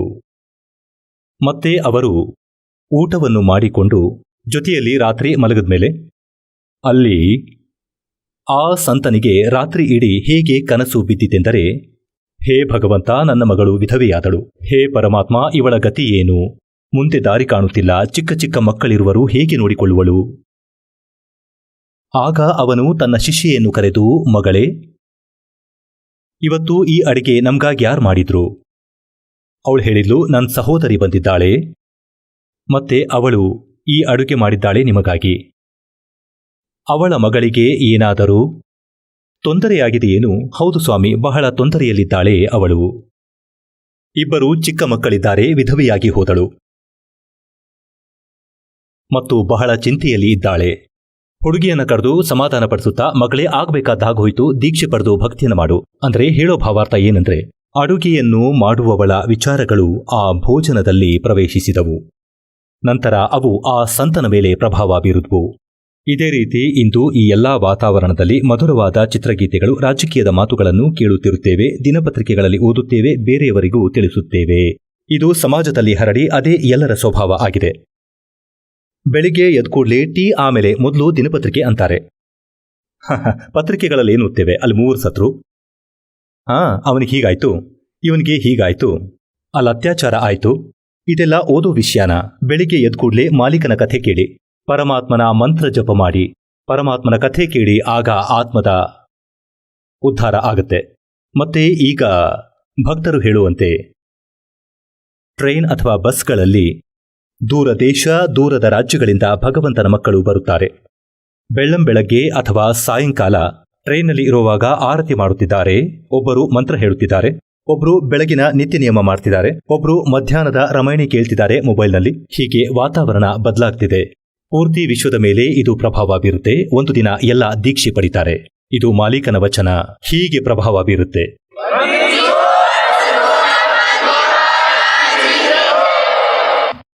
ಈಗ ವಾತಾವರಣ ಹೀಗೆ ಬದಲಾಗುತ್ತೆ. ಪರಮಾತ್ಮನ ವಾಣಿಯಲ್ಲಿ ಬಹಳ ಶಕ್ತಿ ಇದೆ. ಮತ್ತೆ ವಿಧಿವತ್ತಾಗಿ ಆ ವಾಣಿ ಪ್ರಾಪ್ತವಾದರೆ ಅದರಿಂದಲೇ ಪ್ರಭಾವ ಬೀಳುತ್ತೆ. ತತ್ವದರ್ಶಿ ಸಂತರಿಂದ ದೀಕ್ಷೆ ಪಡೆದು ನಾಮಜಪ ಮಾಡಿದಾಗ ನಿಮ್ಮ ಮೇಲೂ ಪ್ರಭಾವ ಬೀಳುತ್ತೆ. ವಾತಾವರಣದಲ್ಲೂ ಕೂಡ ತುಂಬಾ ಪ್ರಭಾವ ಬೀರುತ್ತೆ. ಈಗ ನೀವು ನೋಡೋ ಹಾಗೆ ಎಷ್ಟೊಂದು ಟಿವಿ ನೋಡುತ್ತಿರುತ್ತಾರೆ. ಎಲ್ಲ ಕಡೆ ಈ ರಾಜಕೀಯದ ಮಾತುಗಳು, ಅದು ಇದು ಮುಂತಾದವು. ಅರೆ, ಇದನ್ನಂತೂ ನಂಬರ್ 1 ಸ್ಥಾನದಲ್ಲಿ ಇಟ್ಟಿದ್ದಾರೆ. ನಂಬರ್ 1 ಅಂದರೆ ಈ ಟಿವಿಯವರು ಭಗವಂತನ ಚರ್ಚೆಯನ್ನು ನಡೆಸಬೇಕು. ದಿನದಲ್ಲಿ ಹಲವು ಬಾರಿ ಕೇಳುವುದರಿಂದಾಗಿ ಮನುಷ್ಯನ ಬುದ್ಧಿ ಬದಲಾಗಬೇಕು, ಕೆಟ್ಟದ್ದರಿಂದ ದೂರವಾಗಲು ಮತ್ತು ಪ್ರಪಂಚದಲ್ಲಿ ಶಾಂತಿ ನೆಲೆಸಲಿ. ಇಲ್ಲಂತೂ ಅಶಾಂತಿ ಹುಟ್ಟುಹಾಕಲಾಗಿದೆ. ಸಿನಿಮಾಗಳಲ್ಲಿ ನೋಡುತ್ತೇವೆ, ಮದುವೆ ಮಾಡುವಾಗ ಇಷ್ಟೊಂದು ದೊಡ್ಡ ಮೆರವಣಿಗೆ ತೋರಿಸ್ತಾರೆ. 1 ಕಿಲೋಮೀಟರ್ವರೆಗೂ ಸಂಗೀತದವರು ಫುರ್ ಫುರ್ ನುಡಿಸಿಕೊಂಡು, ಸಾಮಾನ್ಯ ಮನುಷ್ಯನಲ್ಲೂ ಇದೇ ಅಭ್ಯಾಸ ಬೆಳೀತಿದೆ. ಹೀಗೆ ಎಲ್ಲ ಅವ್ಯವಸ್ಥಿತ ಆಗ್ತಿದೆ. ಈ ಮೀಡಿಯಾ ತಪ್ಪು ಪ್ರಚಾರ ಮಾಡಿದೆ. ಇವರು ಪ್ರಚಾರ ಮಾಡಲಿ ಭಗವಂತನ ಬಗ್ಗೆ. ಬೆಳಗ್ಗೆ ಎದ್ದು ಕೂಡಲೇ ನೋಡಿದಾಗ ಎಲ್ಲಾ ಸಂದರ್ಭಗಳಲ್ಲೂ ಮಾಲೀಕನ ವಿಚಾರ ನೋಡುವಂತಾಗಲಿ. ಆಗ ಒಮ್ಮೆಲೆ ಪರಿವರ್ತನೆಯಾಗುತ್ತೆ ಪೂರ್ತಿ ವಿಶ್ವದಲ್ಲಿ. ಹೀಗೆ ಇದಂತೂ ಆಗ್ಲೇಬೇಕು. ಭಗವಂತ ಈ ಇನ್ಸ್ಟ್ರೂಮೆಂಟ್ ಮಾಡಿದ್ದೇ ಅದಕ್ಕಾಗಿ. ಇದನ್ನು ಎಷ್ಟು ದುರುಪಯೋಗ ಮಾಡುತ್ತೀರಿ? ಸಮಯ ಬರಲಿ ತಾಳಿ. ಜನತೆ ಜಾಗೃತವಾಗಿ ಇವರಿಗೆ ಹೇಳ್ತಾರೆ, ಇದೆಲ್ಲ ಅಣ್ಣ, ಒಳ್ಳೆಯದನ್ನ ಹಾಕಿ ಇದರಲ್ಲಿ. ಮಕ್ಕಳ ಮೇಲೆ ಒಳ್ಳೆ ಪ್ರಭಾವ ಬೀಳಲಿ, ತಂದೆ ತಾಯಿ ಮೇಲೂ ಒಳ್ಳೆ ಪ್ರಭಾವ ಬೀಳಲಿ, ಮತ್ತೆ ಎಲ್ಲ ಜಗತ್ತಿನಲ್ಲಿ ಒಂದು ಸದ್ಭಾವನೆ ಉತ್ಪನ್ನವಾಗಲಿ. ಆ ಸಮಯವಂತೂ ಬರುತ್ತೆ. ಯಾಕಂದ್ರೆ ಮಾಲೀಕರು ಮಾಡಿಸಿದ್ದೆ ಅದಕ್ಕಾಗಿ. ಇಲ್ಲ ಅಂದ್ರೆ 10-15 ವರ್ಷಗಳ ಮೊದಲು ಎಲ್ಲೂ ಇರಲಿಲ್ಲ ಇದು. ಆದ್ದರಿಂದ ದಾತನು ಈ ಇನ್ಸ್ಟ್ರೂಮೆಂಟ್, ಈ ಮೊಬೈಲ್, ಇವುಗಳ ಒಳಗೆ ಈ ಮೆಮೊರಿ ಕಾರ್ಡ್, ಇದರಲ್ಲಿ 20, 40, 100 ಗಂಟೆಗಳ ಸತ್ಸಂಗ ಕೇಳಬಹುದು. ಹಾಕೊಂಡು ದಿನ ಹೊಸದನ್ನು ಕೇಳಿ. ಮಂತ್ರವನ್ನು ಅಶಿಕ್ಷಿತರು ಕೂಡ ಕೇಳಿ ಕಿವಿಯಲ್ಲಿ ಹಾಕಿಕೊಂಡು ಬೇರೆಯವರಿಗೆ ಗೊತ್ತು ಆಗುವುದಿಲ್ಲ ಇವನು ಏನು ಮಾಡುತ್ತಿದ್ದಾನೆ ಎಂದು. ಬಸ್ಸಿನಲ್ಲಿ ಪ್ರಯಾಣ ಮಾಡ್ತಿದ್ದಾಗ ಕಿವಿಯಲ್ಲಿ ಹಾಕ್ಕೊಳ್ಳಿ. ಮಂತ್ರ ಕೇಳಿ. ಪಕ್ಕದವನಿಗೂ ನೀವು ಕೇಳೋದು ಗೊತ್ತಾಗಲ್ಲ. ಎಷ್ಟೇ ದೊಡ್ಡ ಪ್ರಯಾಣ ನಿಮಿಷಗಳಲ್ಲಿ ಮುಗಿಯುತ್ತೆ. ದೀಕ್ಷೆ ಪಡೆಯದವರು ಏನು ನೋಡುತ್ತಾರೆ? ಇದು ಇಲ್ಲಿಗೆ ಬಂದ್ವಿ, ಕಿಟಕಿಯಲ್ಲಿ ನೋಡಿಕೊಂಡು ಅವನು ನಿಂತಿದ್ದಾನೆ ನೋಡಿ. ಭಕ್ತಿ ನೋಡಿ, ಭಗವಂತನನ್ನ ನೋಡಿ, ಭಕ್ತಿ ಮಾಡಿ. ಬಂಧನ ಕಳೆಯುತ್ತೆ ಹೀಗೆ. ನಾವೀಗ ಬರೋಣ ನಮ್ಮ ಮೂಲ ಸತ್ಸಂಗಕ್ಕೆ. ಈಗಿರೋ ಪ್ರಶ್ನೆ ಅಂದ್ರೆ, ಈ ಕಾಲ ನಮ್ಮನ್ನು ಅಸಹಾಯಕರನ್ನಾಗಿ ಮಾಡಿದ್ದಾನೆ, ಜೀವಿಯ ನಿಯಂತ್ರಣದಲ್ಲಿ ಇಲ್ಲ. ಈಗ ಬ್ರಹ್ಮನ ಒಳಗಿಂದ ಒಂದು ತರಂಗ ಹೊಮ್ಮುತ್ತಿದೆ. ಎಂಥ ತರಂಗ ಅಂದ್ರೆ ಪ್ರತಿಯೊಬ್ಬ ಜೀವಿಯ ಮೇಲೆ ತನ್ನ ಪ್ರಭಾವವನ್ನ ಬೀರ್ತಿದೆ. ಹೀಗೆ ಮಾಡಲು ಅಸಹಾಯಕನಾಗಿದ್ದಾನೆ. ಯಾವ ಪ್ರಸಂಗ ನಡೀತಿತ್ತು ಅಂದ್ರೆ, ಪರಮಾತ್ಮ ಹೇಳ್ತಿದ್ದಾರೆ, ಮೋಕ್ಷವು ಯಾವ ಸಾಧನೆಯಿಂದ ಆಗುತ್ತೆ ಅಂದ್ರೆ ಅದು ಹಠಯೋಗವಲ್ಲ. ಎದ್ದು ಕೂರುವಾಗ, ಮಲಗಿ ಏಳುವಾಗ, ತಿನ್ನುವಾಗ, ಕುಡಿಯುವಾಗ ನಾಮಧ್ಯಾನವಿರಲಿ ನಿರಂತರ. ಇದಂತೂ ಸೂಕ್ಷ್ಮವೇದ. ಆ ತತ್ವಜ್ಞಾನದಲ್ಲಿ ಪರಮಾತ್ಮ ಹೇಳಿದ್ದಾನೆ, ಹೀಗೆ ಸಾಧನೆಯನ್ನು ಮಾಡು. ಮತ್ತೆ ನಮ್ಮ ವೇದಗಳು ಹೇಳುತ್ತವೆ. ಯಜುರ್ವೇದದ ಅಧ್ಯಾಯ 40 ಮಂತ್ರ 15ರಲ್ಲಿ ಹೇಳಲಾಗಿದೆ, ವಾಯು ಅನಿಲಂ ಅಥಿದಂ ಭಸ್ಮಾಂತಂ ಅಮರ್ತಂ ಭಸ್ಮಾಂತಂ ಶರೀರಂ ಓಂ ಕರ್ತು ಸಮರ್ ಕಲ್ವೇ ಸಮರ್ ಕರ್ತುಂ ಸಮರ್. ಪರಮಾತ್ಮನ ಭಕ್ತಿ ಆದ ಓಂ ನಾಮದ ಸ್ಮರಣೆ ಮಾಡಿ. ಕೆಲಸವನ್ನು ಮಾಡುತ್ತಲೇ ಮಾಡಿ, ವಿಶೇಷ ಭಾವನೆಯಿಂದ ಮಾಡಿ. ಮನುಷ್ಯ ಜೀವನದ ಮೂಲ ಉದ್ದೇಶ ಎಂದು ತಿಳಿದು ಓಂ ನಾಮದ ಜಪ ಮಾಡಿ. ಮತ್ತು ಓಂ ನಾಮದ ಜಪದಿಂದ ಎಷ್ಟು ಮೋಕ್ಷ ದೊರಕಬೇಕೋ ಅದು ಈ ವಿಧಾನದಿಂದಲೇ ಪ್ರಾಪ್ತವಾಗುತ್ತದೆ. ಇದನ್ನೇ ಸೂಕ್ಷ್ಮವೇದ ಹೇಳುತ್ತಿದೆ. ಹಠಯೋಗ ಯಾವುದೇ ವೇದದಲ್ಲಿ ಇಲ್ಲ, ಗೀತೆಯಲ್ಲಿ ಇಲ್ಲ. ಹಾಗಾದರೆ ಈ ಹಠಯೋಗ ಎಲ್ಲಿಂದ ತಂದ್ರು? ಇದು ಮನಸ್ಸಿಗೆ ಬಂದ ಆಚರಣೆ, ಇದು ಮನಮುಖಿ ಆದ ಸಾಧನೆ, ಇದು ಗುರುಮುಖಿ ಅಲ್ಲ.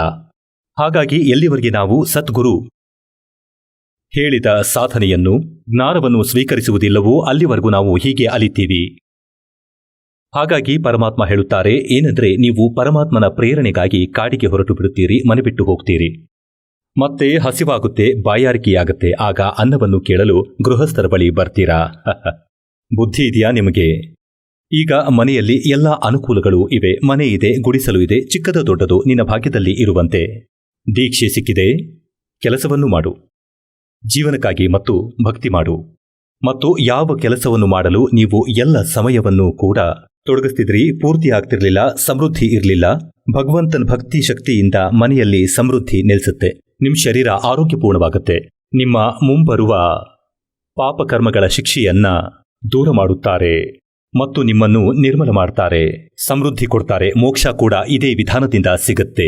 ಮತ್ತು ಭಗವಂತ ವಿಷ್ಣುವಿನ ಒಳಗೆ ಒಂದು ಸತೋಗುಣ ತುಂಬಿದ್ದಾನೆ ಇವನು. ಇವರೇ 3 ದೇವರು, ಇವೇ 3 ಗುಣಗಳು ಕೂಡ. ಹೇಗಂದ್ರೆ ಖಾರದ ಪುಡಿಯ ಗುಣ ಇದ್ದ ಹಾಗೆ. ಅದು ಬಾಯಿ ಸುಡೋದು ನಿಜ. ಮತ್ತೆ ಒಗ್ಗರಣೆ ಕೊಟ್ರೆ ಸೀನ್ ಬರುತ್ತೆ. ಈಗ ಹೇಗಂದ್ರೆ ಅಡುಗೆ ಮನೆಯಲ್ಲಿ ಒಗ್ಗರಣೆ ಹಾಕಿದ್ದಾರೆ. ಈ 3 ದೇವರು ಮೇಲೆ ಇರ್ತಾರೆ ತಮ್ಮ ಲೋಕದಲ್ಲಿ.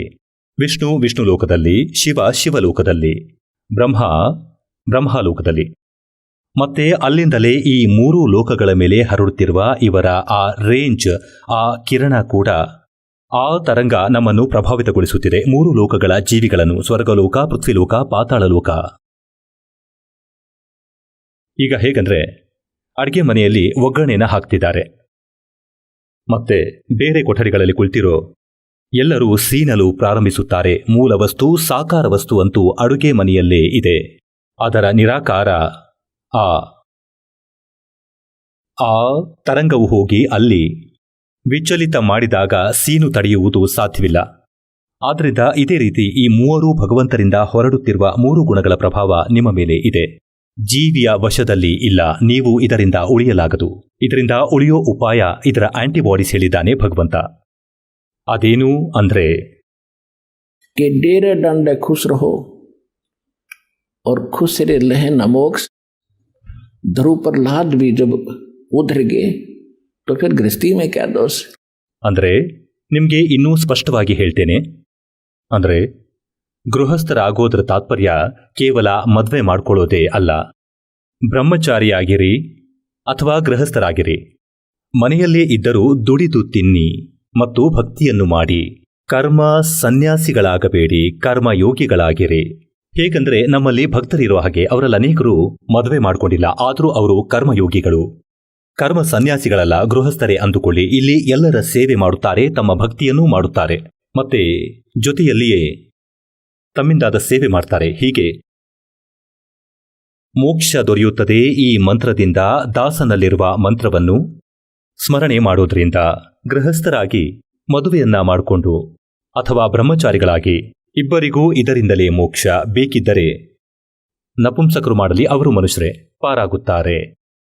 ಆದರೆ ವೃತ್ತಿ ಬದಲಾದಾಗ ಇದು ಸಾಧ್ಯ. ಗಮನ ಇಟ್ಟು ಸತ್ಸಂಗ ಕೇಳಿ, ಎಲ್ಲರ ಮೇಲೂ ಪ್ರಭಾವ ಬೀರುತ್ತೆ. ಹಾಗಾಗಿ ಯಾವ ಪ್ರಸಂಗ ಆಯಿತೋ ಅದರ ಬಗ್ಗೆ ಮಾತಾಡೋಣ. ಪರಮಾತ್ಮ ಹೇಳಿದರು, ಕಾಲನಿಗೆ ನೀನು ಇಂಥ ಅನ್ಯಾಯ ಮಾಡಿದ್ದೀಯಾ, ಹಾಹಾಕಾರ ಎಬ್ಬಿಸಿದ್ದೀಯಾ, ಮತ್ತೆ ನಾನು ಹೋಗಿ ಇವರಿಗೆ ಜ್ಞಾನ ಹೇಳ್ತೇನೆ ಎಂದಾಗ ಒಮ್ಮೆಲೆ ನನ್ನನ್ನು ಭಯಂಕರವಾಗಿ ಹೊಡೆಯಲು ಬಂದ ಧರ್ಮದಾಸ. ಪರಮಾತ್ಮ ಹೇಳುತ್ತಿದ್ದಾರೆ, ಮತ್ತೆ ನಾನು ಶ್ವಾಸದ ಸ್ಮರಣೆಯನ್ನು ಮಾಡಿದೆ, ಸತ್ಯನಾಮದ ಸ್ಮರಣೆ ಮಾಡಿದೆ. ಆ ಸ್ಮರಣೆಯ ಶಕ್ತಿಯಿಂದ ಅವನು ಎಷ್ಟು ಶಕ್ತಿಹೀನನಾದನೆಂದರೆ, ಎಂಥ ಸ್ಥಿತಿ ಆಯಿತು, ಪೃಥ್ವಿ ಮೇಲೆ ಹೇಗೆ ಬಿದ್ದ ಅಂದ್ರೆ, ಒಂದು ಪಕ್ಷಿಯ ರೆಕ್ಕೆ ಮುರಿದರೆ ಅದು ಹಾರಲು ಸಾಧ್ಯವಿಲ್ಲ ಮತ್ತು ಬಿದ್ದಲ್ಲಿಯೇ ಒದ್ದಾಡುತ್ತಿರುತ್ತದೆ. ಪುಣ್ಯಾತ್ಮರೇ, ಪರಮಾತ್ಮನಿಗಂತೂ ಅವರಿಗಂತೂ ಸ್ಮರಣೆ ಮಾಡುವ ಅವಶ್ಯಕತೆ ಇರಲಿಲ್ಲ, ಅವರು ಮಾಲೀಕರು. ಆದರೆ ನಮ್ಮನ್ನು ಜಾಗೃತರನ್ನಾಗಿ ಮಾಡಲು ಬಯಸುತ್ತಾರೆ. ಒಂದು ವೇಳೆ ನಿಮ್ಮ ಮೇಲೆ ಯಾವುದೇ ಆಪತ್ತು ಬಂದು ಎರಗಿದರೂ ಕೂಡ, ಆಧ್ಯಾತ್ಮಿಕ ಅಥವಾ ಸಾಂಸಾರಿಕವಾಗಿರಲಿ, ಆ ಸಮಯದಲ್ಲಿ ನಿಮಗೆ ಪ್ರಥಮ ಮಂತ್ರ ದೊರೆತಿದ್ದರೆ ಪ್ರಥಮ ಮಂತ್ರದ ಜಪವನ್ನು ಪ್ರಾರಂಭಿಸಿ. ದ್ವಿತೀಯ ಸಿಕ್ಕಿದರೆ ದ್ವಿತೀಯದನ್ನು ಪ್ರಾರಂಭಿಸಿ. ಸಾರನಾಮ ಸಿಕ್ಕಿದರೆ ಎಲ್ಲವನ್ನೂ ಸೇರಿಸಿ ಮಾಡಲಾದ ಅದರ ಜಪವನ್ನು ಮಾಡಿ. ಆಗ ನಿಮ್ಮ ಮೇಲಿಂದ ತಕ್ಷಣ ಅದರ ಪ್ರಭಾವ ದೂರವಾಗುತ್ತೆ. ಯಾವುದೇ ರೀತಿಯ ಸಂಕಟ ನಿಮ್ಮ ಮೇಲೆ ಎರಗಿದರೆ, ಒಂದು ವೇಳೆ ನಿಮ್ಮ ನಿಷ್ಠೆ ಸರಿಯಾಗಿದ್ದರೆ, ನಿಮ್ಮ ಕನೆಕ್ಷನ್ ಪವರ್ ಸರಿಯಾಗಿದ್ದರೆ, ಅಂದರೆ ನಾಮವು ಖಂಡಿತವಾಗದಿದ್ದರೆ ನಿಮ್ಮ ಮೇಲೆ ಯಾರೂ ಪ್ರಭಾವ ಬೀರಲಾರರು.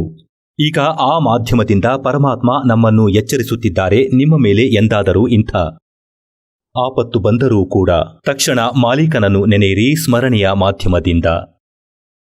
ಆಗ ನೋಡಿ,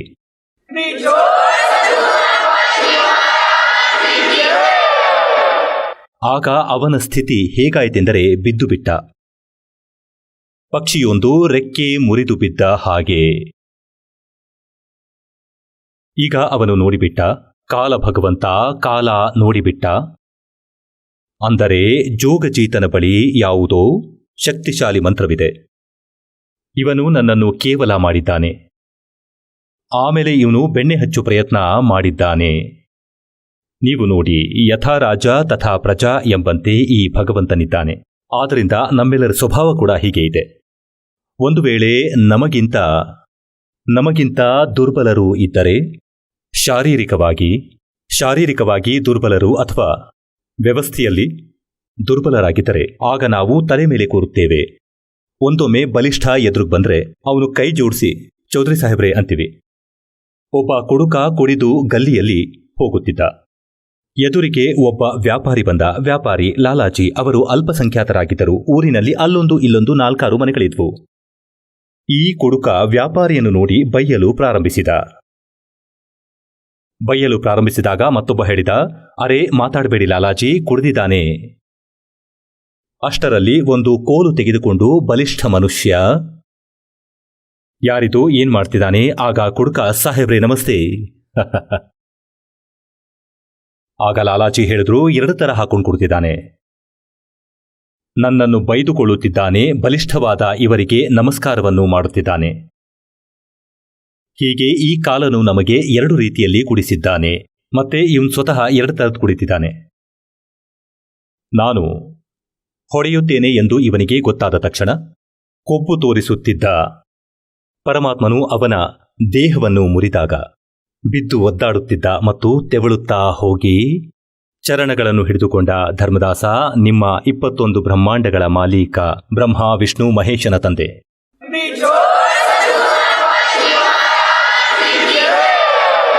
ಬಹಳ ಕೆಟ್ಟದಾಗಿ ಅಳುತ್ತಾನೆ. ನೀನು ನನ್ನ ಅಣ್ಣ, ನಾನು ನಿನ್ನ ತಮ್ಮ. ಚಿಕ್ಕವರು ತಪ್ಪು ಮಾಡೇ ಮಾಡುತ್ತಾರೆ, ದೊಡ್ಡವರಂತೂ ಕ್ಷಮಿಸುತ್ತಾರೆ. ನೀವು ನನ್ನನ್ನು ಕ್ಷಮಿಸಿಬಿಡಿ. ನಿಮ್ಮನ್ನು ಅಣ್ಣ ಎಂದು ತಿಳಿದು ನಿಮ್ಮೊಂದಿಗೆ ನಾನು ಹುಡುಗಾಟಿಕೆ ಮಾಡಿಬಿಟ್ಟೆ. ನನ್ನ ಕ್ಷಮಿಸಿಬಿಡಿ. ನಾನು ನಿಮ್ಮನ್ನು ಭಗವಂತ ತಂದೆ ಎಂದು ಭಾವಿಸಿದ್ದೇನೆ. ನನ್ನನ್ನು ಕ್ಷಮಿಸಿ. ಯಾವಾಗ ಪರಿಸ್ಥಿತಿ ಹಾಳಾಯ್ತೋ ನಾನು ಹೇಳ್ದೆ, ಆಯ್ತು. ಮತ್ತೆ ಹೇಳ್ತಾನೆ ನನಗೆ, ನೀವು ಕೆಳಗೆ ಹೋಗ್ತೀರಾ? ನಾನಂದೆ, ಹೌದಪ್ಪ, ನನಗೆ ಆದೇಶವಾಗಿದೆ, ನಾನು ಹೋಗಲೇಬೇಕು, ನನ್ನ ಕೈಯಲ್ಲಿಲ್ಲ. ಹಾಗಾದರೆ ಒಂದು ಕೆಲಸ ಮಾಡಿ. ಏನು? ಕೆಲವು ನನ್ನ ಕೋರಿಕೆಗಳಿದೆ, ಮೊದಲು ಅವುಗಳನ್ನು ಈಡೇರಿಸಿ. ತಕ್ಷಣ ಪರಮಾತ್ಮ ಹೇಳಿದ್ರು, ಹೇಳು, ಏನು ನಿನ್ನ ಕೋರಿಕೆ? ಇವನು ಹೇಳ್ದ, ಹಾಗೆಲ್ಲ ಇಲ್ಲ, ನೀವು ಮಾತು ಕೊಡಿ. ಪರಮಾತ್ಮ ಹೇಳಿದ್ರು, ಸರಿ, ನಾನು ಮಾತು ಕೊಟ್ಟಾಯ್ತು, ಏನು ಬೇಕು ಕೇಳು. 3 ಯುಗಗಳಲ್ಲಿ, ಸತ್ಯಯುಗ, ತ್ರೇತಾ, ದ್ವಾಪರದಲ್ಲಿ ಕೆಲವೇ ಜೀವಿಗಳನ್ನು ತೆಗೆದುಕೊಂಡು ಹೋಗಿ. ಎಲ್ಲ ಜೀವಿಗಳನ್ನು ಈಗಲೇ ತೆಗೆದುಕೊಂಡು ಹೋದರೆ ನಾನು ಉಪವಾಸ ಸಾಯಬೇಕಾಗತ್ತೆ. ನಾನು ಏನು ತಿನ್ನುವುದು? ನನಗಂತೂ ಶಾಪ ತಟ್ಟಿದೆ. ಪರಮಾತ್ಮ ಹೇಳಿದ್ರು, ಶಾಪ ನಿನ್ನ ಬೇಡದ ಮಾತುಗಳಿಂದ ಅಂಟ್ಕೊಂಡಿರಬಹುದು. ನೀನು ಅಲ್ಲಿ ಇರಲಾಗಲಿಲ್ಲ, ಜೀವಾತ್ಮಗಳನ್ನು ದುಃಖಕ್ಕೆ ದೂಡಿದೆ. 3 ಯುಗಗಳಲ್ಲಿ ಕಡಿಮೆ ಜೀವಿಗಳನ್ನು ತಗೊಂಡು ಹೋಗು. और चौथा युग जब कलयुग आवे तब तो शरण जीव बहु जावे, ऐसा वचन हर मोय दीजे, तब तुम गवन संसार ही कीजे. ಹೇ ಭಗವಂತ, ಹೇ ಪರಮಾತ್ಮ, ನೀವು ನನಗೆ ಈ ರೀತಿಯ ಭಾಷೆ ಕೊಡಿ, ಆಮೇಲೆ ನೀವು ಕೆಳಗೆ ಹೋಗಿ. ಏನ್ ಕೇಳ್ದ ಇವನು? ಒಂದಂತೂ ಇದನ್ ಕೇಳ್ದ, 3 ಯುಗಗಳಲ್ಲಿ ಕಡಿಮೆ ಜೀವಿಗಳನ್ನು ತೆಗೆದುಕೊಂಡು ಹೋಗಬೇಕು, ಆದರೆ 4ನೇ ಯುಗ ಕಲಿಯುಗ ಬಂದಾಗ ಆಗ ಎಷ್ಟಾದ್ರೂ ಜೀವಿಗಳನ್ನು ತೆಗೆದುಕೊಂಡು ಹೋಗು. ಮತ್ತೆ 2ನೇ ಪ್ರಾರ್ಥನೆ ಏನಂದ್ರೆ, ದಾತ, ನೀವು ಬಲವಂತವನ್ನು ಮಾಡಬಾರದು, ನಿಮ್ಮ ಜ್ಞಾನವನ್ನು ಹೇಳಿ. ಮತ್ತೆ ಯಾರು ನಿಮ್ಮ ಜ್ಞಾನವನ್ನು ಹೃದಯದಿಂದ ಸ್ವೀಕರಿಸುವರೋ ಅವರು ನಿಮ್ಮವರಾಗಲಿ, ಮತ್ತೆ ಮಿಕ್ಕವರು ನನ್ನವರಾಗಲಿ. ಇದು ಪರಮಾತ್ಮನಿಗೆ ಗೊತ್ತಿತ್ತು. ಇವರಿಗೆ ಜ್ಞಾನೋದಯವಾದರೆ ಇವರು ಇಲ್ಲಿ ಇರುತ್ತಾರಾ? ಜ್ಞಾನವನ್ನು ಕೊಡುವೆ ಇವರಿಗೆ 4ನೇ ಯುಗದಲ್ಲಿ. ಆಗ ಪರಮಾತ್ಮ ಹೇಳಿದ್ರು, ಹಾಗೆ ಆಗಲಿ, ನಿನ್ನ ಈ ಪ್ರಾರ್ಥನೆ ಕೂಡ ಒಪ್ಪಿದೆ. ಮತ್ತೆ ಏನ್ ಹೇಳ್ದ ಅಂದ್ರೆ, ತ್ರೇತಾಯುಗದಲ್ಲಿ ನನ್ನ ಒಂದು ಅಂಶ ಹೋಗುವುದು. ರಾಮಚಂದ್ರ ಎಂಬ ಹೆಸರಿರುತ್ತೆ, ರಾಜ ದಶರಥನ ಮನೆಯಲ್ಲಿ ಜನನವಾಗುತ್ತೆ. ಮತ್ತೆ ಅವನ ಪ್ರಾರಬ್ಧದಲ್ಲಿ ಏನು ಬರೆದಿದೆ ಅಂದ್ರೆ, ಆತನ ಹೆಂಡತಿಯನ್ನು ಒಬ್ಬ ರಾಕ್ಷಸ ಹೊತ್ತು ಹೋಗ್ತಾನೆ, ಲಂಕೆಗೆ ಕರೆದುಕೊಂಡು ಹೋಗ್ತಾನೆ. ಆಗ ಆಕೆಯನ್ನು ಬಿಡಿಸಿಕೊಂಡು ಬರಲು ಆತನಿಗೆ ಸೇತುವೆ ಬೇಕಾಗುತ್ತೆ, ಸಮುದ್ರ ದಾಟಲು. ದಾತ, ನಿಮ್ಮ ಹೊರತು ಈ ಕಾರ್ಯವನ್ನು ಯಾರೂ ಮಾಡಲು ಸಾಧ್ಯವಿಲ್ಲ, ದಯೆ ತೋರಿಸಿ. ಪರಮಾತ್ಮನಿಗೆ ಗೊತ್ತಿತ್ತು, ಈ ಆತ್ಮವಂತೂ ನನ್ನದು, ರಾಮಚಂದ್ರ ಕೂಡ ಈತ ಯಜಮಾನನಾಗಿ ಕೂತಿದ್ದಾನೆ. ಈಗ ಪುಣ್ಯಾತ್ಮರೇ, ಹೇಗಂದ್ರೆ, ನಿಮ್ಗೆ ಒಬ್ಬ ಮಗ ಅಥವಾ ಮಗಳಿದ್ದಾಳೆ, ಮತ್ತೆ ಯಾರೋ ರೋಗಿ ಇದ್ದಾರೆ ಈ ದಿನ, ಯಾವುದೋ ಕಾರಣದಿಂದ ಅಂತ ತಿಳಿರಿ. ಹೇಗಂದ್ರೆ ನೋಡಿ, ಸತ್ಸಂಗ ಯಾವ ರೀತಿ ಅಂದರೆ ಪ್ರತಿಯೊಂದು ಪಾಯಿಂಟ್ ಮೇಲೆ ಕುರುಹುಗಳನ್ನು ಕೊಡಬೇಕಾಗುತ್ತೆ. ಎಲ್ಲ ರೀತಿಯ ಭಕ್ತರು ಇರ್ತಾರೆ. ಈಗ ಹೇಗಂದ್ರೆ ಇಲ್ಲಿ ಹೆಚ್ಚಾಗಿ ರೋಗಿಗಳು ಬರುತ್ತಾರೆ. ಏಕೆ? ಕಾಲನು ಭಕ್ತಿಯನ್ನೆಲ್ಲ ನಾಶ ಮಾಡಿದ್ದಾನೆ. ಹಿಂದಿನ ಪುಣ್ಯ ನಷ್ಟವಾಗಿದೆ, ಮುಂದೆ ಭಕ್ತಿ ಇವರ ಹತ್ರ ಇಲ್ಲ, ತಲೆ ತಗ್ಗಿಸ್ತಾರೆ. ದಾರಿಲಿರೋ ದೇವರುಗಳಿಗೆ ಹಾಳು ಮಾಡಿಕೊಂಡ್ರು. ಈಗೆಲ್ಲರೂ ರೋಗಿಗಳಾಗಿದ್ದಾರೆ. ಒಬ್ಬರಿಗೇನೋ ತೊಂದರೆ ಇದೆ, ಕೆಲವರು ಮಾನಸಿಕವಾಗಿ ಅಸ್ವಸ್ಥರಾಗಿದ್ದಾರೆ, ಕೆಲವರಿಗೆ ಕ್ಯಾನ್ಸರ್ ಇದೆ, ಹಾಹಾಕಾರ ಎದ್ದಿದೆ. ಭಕ್ತಿಯ ಶಕ್ತಿ ಇಲ್ಲದೆ ಶರೀರ ನಡೆಯೋದು ಹೇಗೆ? ಮಣ್ಣಿಂದು. ಈಗ ಇವರು ಇಲ್ಲಿಗೆ ಬರುತ್ತಾರೆ, ಮತ್ತೆ ಅದು ಕೊನೆ ಸ್ಟೇಜ್, ಮೃತ್ಯುವಿಗೆ ಹತ್ತಿರ ಇದ್ದಾರೆ. ಒಂದು ವೇಳೆ ನಿಜವಾದ ಶ್ರದ್ಧೆಯಿಂದ, ನಿಜವಾದ ಮನಸ್ಸಿನಿಂದ ಸಮರ್ಪಿತರಾಗಿ ಭಕ್ತಿ ಮಾಡಿದರೆ ಎಲ್ಲ ಸರಿ ಮಾಡುತ್ತಾನೆ, ಸಂಶಯವೇ ಇಲ್ಲ. ಆರೋಗ್ಯವಂತರಾಗುವಿರಿ ನಮ್ಮ ನೀತಿಯಲ್ಲಿ ಭಕ್ತಿ ಇದ್ದಾಗ.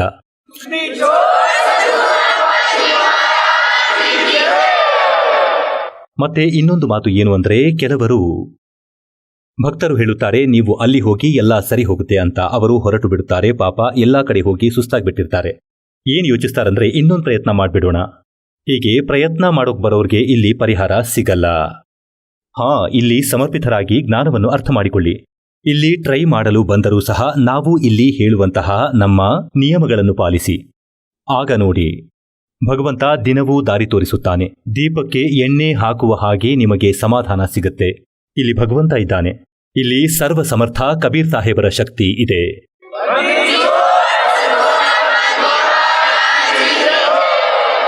ಆದರೂ ಯಾವುದೋ ಕಾರಣದಿಂದ ನಿಮಗೆ ನೆಮ್ಮದಿ ಸಿಗಲಿಲ್ಲವಾದರೆ ತಪ್ಪು ನಮ್ಮದೇ, ಭಗವಂತನಲ್ಲಿ ಇಲ್ಲವೇ ಇಲ್ಲ. सतगुरु के दरबार में भाई कमी कहे की ना, अनसा मौज नहीं पावता तेरी चूक चाकरी मा. ಈ ನಿಜವಾದ ದರ್ಬಾರಿನಲ್ಲಿ ಕಬೀರ್ ಭಗವಂತನ ಡಿಕ್ಷನರಿಯಲ್ಲಿ ಇಂಪಾಸಿಬಲ್ ಶಬ್ದ ಇಲ್ಲ. ಅಸಂಭವವೆನ್ನುವುದು ಭಗವಂತನ ಆಸ್ಥಾನದಲ್ಲಿಲ್ಲ. ಒಂದು ವೇಳೆ ನಿಮಗೆ ಪರಿಹಾರ ಸಿಗುತ್ತಿಲ್ಲವೆಂದಾದರೆ ನಿಮ್ಮ ಸೇವೆಯಲ್ಲಿ ದೋಷವಿದೆ, ಕೊರತೆ ಇದೆ, ತ್ರುಟಿ ಇದೆ. ನಿಮ್ಮ ಆ ಶ್ರದ್ಧಾಭಾವನೆ, ಭಕ್ತಿ, ಸ್ಮರಣೆಯಲ್ಲಿ ಸಮಸ್ಯೆ ಇದೆ. ಅದನ್ನು ಸರಿ ಮಾಡಿ, ಅವಶ್ಯವಾಗಿ ಸಿಗುತ್ತೆ. ಹೇಳುವ ತಾತ್ಪರ್ಯ ಈಗ ಹೇಗೆ ಅಂದರೆ, ಒಬ್ಬರ ತಂದೆಗೆ ಹುಷಾರಿಲ್ಲ, 70 ವರ್ಷದವರಾಗಿದ್ದಾರೆ. ಮತ್ತೆ ಅವನು ದೀಕ್ಷೆ ಪಡೆದ, ಬಹಳ ದುಃಖದಲ್ಲಿದ್ದ. ದೀಕ್ಷೆ ತೆಗೆದುಕೊಂಡ, ನೆಮ್ಮದಿಯಂತೂ ಸಿಗುತ್ತದೆ. ಆದರೂ ಯಾವುದೋ ಕಾರಣದಿಂದ ನಿಯಮವನ್ನು ಮುರಿದು ಬಿಡುತ್ತಾರೆ. ಅಭ್ಯಾಸ ಬಿಡಲು ಸಾಧ್ಯವಾಗುತ್ತಿಲ್ಲ. ಕಾಲನಂತೂ ಹೀಗೆ ಎಲ್ಲ ನಾಶ ಮಾಡಿದ್ದಾನೆ. ಇವರಿಗೆ ಸುಖವಿರಬಾರದು, ದುಃಖವೇ ಇರಲಿ ಅಂತ ದೀಕ್ಷೆ ಪಡೆದುಕೊಂಡು ಹೋಗ್ತಾರೆ. ಮತ್ತಿಲ್ಲಿ ಎಷ್ಟೋ ಭಕ್ತರು ಎಂಥವ್ರು ಬರ್ತಾರೆ ಅಂದ್ರೆ, ಪೂರ್ತಿಯಾಗಿ ಸರಿ ಹೋಗಿದ್ದ, ಆಮೇಲೆ ಇವನು ಬೀಡಿ ಸೇದ್ದ. ಸ್ವಲ್ಪ ಸಮಾಧಾನ ಆಗ್ತಿದ್ದ ಹಾಗೆ ದುರಭ್ಯಾಸ ಶುರು ಆಯಿತು. ಮತ್ತೆ ಅದೇ ಪರಿಸ್ಥಿತಿ ಬಂತು. ಇಂಥ ವ್ಯಕ್ತಿಗೆ ಇಲ್ಲಿ ಯಾವುದೇ ಸ್ಥಾನ ಇಲ್ಲ. ಭಗವಂತ ಇಂಥವ್ರ ಪ್ರಾರ್ಥನೆ ಕೇಳಲ್ಲ. ಪುನಃ ಉಪದೇಶ ಪಡ್ಕೊಳ್ಳಿ, ಎಲ್ಲ ಸರಿ ಹೋಗುತ್ತೆ. ಮುಂದೆ ನಿಯಮದಲ್ಲಿರಿ. ಹೀಗೆ ನಾಮವನ್ನು ಖಂಡಿಸಿದಾಗ ಮೃತ್ಯು ಕೂಡ ಪ್ರಾಪ್ತವಾಗುತ್ತದೆ. ಆಗ ನಾವು ಅಳುವುದು, ಹೇ ಭಗವಂತ, ಇವನು ಹೇಗೆ ಸತ್ತ? ಏಕೆಂದರೆ ಆತ ನಮ್ಮ ತಂದೆ ಅಥವಾ ಮಗನಾಗಿದ್ದ. ನಾವಂತೂ ವ್ಯರ್ಥಕ್ಕೆ ಅಧಿಕಾರ ಮಾಡ್ತೀವಿ, ಆದರೆ ಆ ಆತ್ಮ ಅಂತೂ ಪರಮಾತ್ಮನದ್ದಾಗಿತ್ತು. ಆ ಆತ್ಮ ಪರಮಾತ್ಮನದ್ದು. ಅದಕ್ಕೆ ನಾಮೋಪದೇಶ ಕೊಟ್ಟಾಯಿತು. ನಾಮೋಪದೇಶದ ನಂತರ ಅದಕ್ಕೆ ಮನುಷ್ಯ ಜೀವನ ಸಿಗುತ್ತೆ. ಈ ದಾಸನು ಕೊಟ್ಟಂತಹ ಪ್ರಥಮ ಮಂತ್ರವನ್ನು ಒಂದು ಬಾರಿಯಾದರೂ ಜಪಿಸಿದಾಗ, ಒಂದು ವೇಳೆ ಶರೀರ ಕಳಚಿಕೊಂಡ್ರೆ ಮನುಷ್ಯ ಜನ್ಮ ಅವಶ್ಯವಾಗಿ ಸಿಗುತ್ತೆ, ಭಕ್ತಿನೂ ಸಿಗುತ್ತೆ. ಈ ಅಮೂಲ್ಯವಾದ ಅಮೃತವನ್ನ ತೆಗೆದು ಇಟ್ಟಿದ್ದು ಏಕೆ, ಮುಚ್ಚಿಟ್ಟಿದ್ದು ಏಕೆ? ಈಗ ಇದರ ಅವಶ್ಯಕತೆ ಇದೆ. ಮೊದಲನೇದಾಗಿ ಆರೋಗ್ಯ ಕೊಡ್ತಾನೆ. ಇದೇ ಜನ್ಮದಲ್ಲಿ ಮೋಕ್ಷ ಕೊಡೋ ಪ್ರಯತ್ನ ಮಾಡ್ತಾನೆ ಪರಮಾತ್ಮ. ಆದರೂ ಬಹಳ ಹದಗೆಟ್ಟ ಕೆಲಸ ಇದೆಲ್ಲ. ಏನಾದರೂ ತಪ್ಪು ನಡೆಯದೇ ಇರುವುದಿಲ್ಲ. ಯಾವುದೇ ಕಾರಣದಿಂದ ಮೃತ್ಯು ಕೂಡ ಆದರೆ ಅವನ ಭಾಗ್ಯವೇ ಜಾಗೃತವಾದಂತೆ. ಸತ್ಯಲೋಕಾಶ್ರಮ ಬರ್ವಾಲಾದಲ್ಲಿ 2 ಕೈಯಲ್ಲಿ ಲಡ್ಡು ಇದ್ದ ಹಾಗೆ. ಸ್ವಸ್ಥರಾಗ್ಬಿಟ್ರೆ ಭಕ್ತಿ ಇದೇ ಜನ್ಮದಲ್ಲಿ ಮಾಡಿ. ಅಥವಾ ಯಾವುದೇ ಕಾರಣದಿಂದ ಸತ್ತರೆ ಮುಂದಿನ ಜನ್ಮದಲ್ಲಿ 10 ತಿಂಗಳ ನಂತರ ಪುನರ್ಜನ್ಮ ಸಿಗುತ್ತೆ ತಾಯಿ ಮಡಿಲಲ್ಲಿ. ಇಲ್ಲಿ ಹೊಸ ಬಟ್ಟೆ ಧರಿಸಿಕೊಂಡು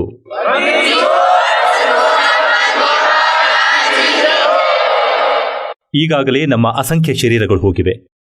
ಇದಂತೂ ಒಂದು ಬಟ್ಟೆ ಬದಲಿಸಿದಂತೆ. ಮತ್ತೆ ಪುಣ್ಯಾತ್ಮಗಳೇ, ಯಾವಾಗ ನಿಮಗೆ ಇದರ ಜ್ಞಾನೋದಯ ಆಗುತ್ತೋ, ಹೇಗಂದ್ರೆ ನಿಮ್ಮ ಪಂಚೆ, ಕುರ್ತಾ, ಪಾಯ್ಜಾಮ ಹರಿದು ಹೋಗಿದೆ. ಮತ್ತೆ ನಿಮ್ಮ ಪೆಟ್ಟಿಗೆಯೊಳಗೆ ಹೊಸದಾದ ಇನ್ನೊಂದು ಬಟ್ಟೆ ಇದೆ. ಆಗ ಏನ್ ಮಾಡ್ತೀರಾ? ಇದನ್ನ ಹೊರಗೆಸೆದು ಹೊಸದನ್ನ ತಗೊಂಡು ತಕ್ಷಣ ಹಾಕೋತೀರಾ. ಹೀಗೆ ಈ ಶರೀರ ಇದೆಯಲ್ಲ, ಇದಂತೂ ಒಂದು ವಸ್ತ್ರ ಇದ್ದ ಹಾಗೆ. ಒಂದು ವೇಳೆ ಇದು ಹಾಳಾದರೆ ಈ ಮಂತ್ರದಿಂದ ಮೋಕ್ಷಕ್ಕಿಂತ ಮೊದಲು ಕೂಡ ಇದು ಹಾಳಾದರೆ ಹೊಸದನ್ನ ಸಿದ್ಧ ಮಾಡಿ ಇಟ್ಟಿದ್ದಾರೆ ನಿಮ್ಮ ಪೆಟ್ಟಿಗೆಯಲ್ಲಿ. ತಕ್ಷಣ ಧರಿಸಿ ಇಲ್ಲೇ ಬರ್ತೀರಾ, ಮತ್ತೆ ಪಾರಾಗುತ್ತೀರಾ. ಇದನ್ನು ಜ್ಞಾನ ಎಂದು ತಿಳಿಯಿರಿ. ದುಂಬರಾಟದವರ ಹಾಡಲ್ಲ, ಯಾವ ಆಲಾಪನೆಯ ರಾಗವೂ ಅಲ್ಲ, ಅಥವಾ ಯಾವುದೇ ಸಿನಿಮಾದ ಕಾಲ್ಪನಿಕ ಕಥೆಯಲ್ಲ. ಇದು ಭಗವಂತನೇ ಕೊಟ್ಟ ಆಧ್ಯಾತ್ಮಿಕ ಜ್ಞಾನ. ಇದು 100% ಸತ್ಯ. ನೀವು ಸತ್ಯ ಎಂದು ಅರ್ಥ ಮಾಡಿಕೊಳ್ಳಿ. ಹಾಗಾದರೆ ಯಾವ ಪ್ರಸಂಗ ನಡೀತಿತ್ತೋ ಅದಕ್ಕೆ ಬರೋಣ. ಹೀಗೆ ಈ ಕಾಲನು ಗುತ್ತಿಗೆ ತೆಗೆದುಕೊಂಡಿದ್ದಾನೆ, ನಾವು ಇವನಿಗೆ ಸೇರಿದವರು ಅಂತ.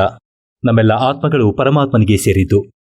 ಹಾಗಾಗಿ ಅವನು ಏನು ಪ್ರಾರ್ಥನೆ ಮಾಡಿದ್ದು ಅಂದರೆ, ನನ್ನ ಮಗ ಹೋಗುವನು ವಿಷ್ಣು ರಾಮಚಂದ್ರನ ರೂಪದಲ್ಲಿ. ಮತ್ತೆ ಅಲ್ಲಿ ಸೇತುವೆ ಬೇಕಾಗುತ್ತೆ, ರಾವಣ ಸೀತೆಯ ಹರಣ ಮಾಡಿದಾಗ. ನೀವು ದಯೆ ತೋರಿ. ಪರಮಾತ್ಮ ಹೇಳುತ್ತಾರೆ, ಪರವಾಗಿಲ್ಲ, ಏಕೆಂದರೆ ಪರಮಾತ್ಮನಿಗೆ ಗೊತ್ತಿತ್ತು ಇವನು ಬೇಡದಿದ್ದರೂ ಹೋಗಲೇಬೇಕಾಗುವುದು, ಮಗುವಂತೂ ನನ್ನದೇ.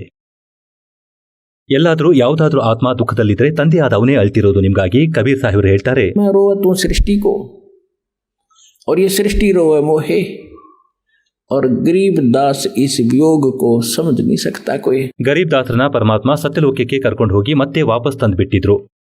ಹಾಗಾಗಿ ಅವ್ರಿಗೆ ಹೇಳ್ತಿದ್ದಾರೆ, ನಾನು ಇವ್ರಿಗಾಗಿ ಅಳ್ತಿದ್ದೇನೆ ಗರೀಬ್ ದಾಸ. ನೀವು ನನ್ನ ಮಕ್ಕಳು, ನನ್ನ ಭಕ್ತಿ ಮಾಡಿ ನಿಮಗೆ ಇಲ್ಲೂ ಸುಖ ಕೊಡುತ್ತೇನೆ, ಹಾಗೂ ಸತ್ಯಲೋಕಕ್ಕೆ ಕರ್ಕೊಂಡು ಹೋಗ್ತೇನೆ. ಅಲ್ಲಿ ನೀವು ಸುಖವಾಗಿರ್ತೀರಾ, ಮೃತ್ಯುವಾಗುವುದಿಲ್ಲ. ಮತ್ತೆ ಇವರು ನನ್ನನ್ನು ಹುಡುಕುತ್ತಿದ್ದಾರೆ. ಭಗವಂತ, ಹೇ ಸಂಕಟ ಮೋಚನ, ಹೇಳಿ. ಹನುಮಂತನನ್ನ ಸಂಕಟ ಮೋಚನ ಎಂದು ನಂಬಿದ್ದೇವೆ ನಾವು. ಅವರು ಒಬ್ಬ ಭಕ್ತ, ಯಾವುದೇ ವಿಭಾಗವೂ ಇರಲಿಲ್ಲ, ನಾವು ಅವರನ್ನು ಪೂಜಿಸುತ್ತೇವೆ. ಈ ಬ್ರಹ್ಮ ವಿಷ್ಣು ಮಹೇಶ್ವರರು ಒಂದೊಂದು ವಿಭಾಗಕ್ಕೆ ಮಂತ್ರಿಯಾಗಂತೂ ಇದ್ದಾರೆ. ಆದರೆ ಹನುಮಂತ ಒಬ್ಬ ಭಕ್ತ, ಮತ್ತೆ ಇನ್ನೊಬ್ಬ ಭಕ್ತ ಅವರ ಭಕ್ತಿ ಮಾಡಿ ಏನಾದರೂ ಬೇಡೋದೆ. ಒಬ್ಬ ಗುಮಾಸ್ತನಿಗೆ ಇನ್ನೊಬ್ಬ ಗುಮಾಸ್ತ ಯಾಚನೆ ಮಾಡಿದ ಹಾಗೆ, ನನ್ನನ್ನು ನೀನು ಪ್ರೆಸಿಡೆಂಟ್ ಮಾಡು ಎಂದು ಕೇಳಿಕೊಂಡಂತೆ. ಆತ ಹೇಗೆ ಮಾಡಬಲ್ಲ? ಹೇಳೋ ಅರ್ಥ ಏನು ಅಂದರೆ, ನಾವು ಭಕ್ತಿಯನ್ನ ತಪ್ಪಾಗಿ ಮಾಡ್ತಿದ್ವಿ. ಪರಮಾತ್ಮನಿಗೂ ಗೊತ್ತಿತ್ತು ಇವರು ದುಃಖದಲ್ಲಿ ಇದ್ದರೆ ದುಃಖ ನನಗೆ ಆಗೋದು.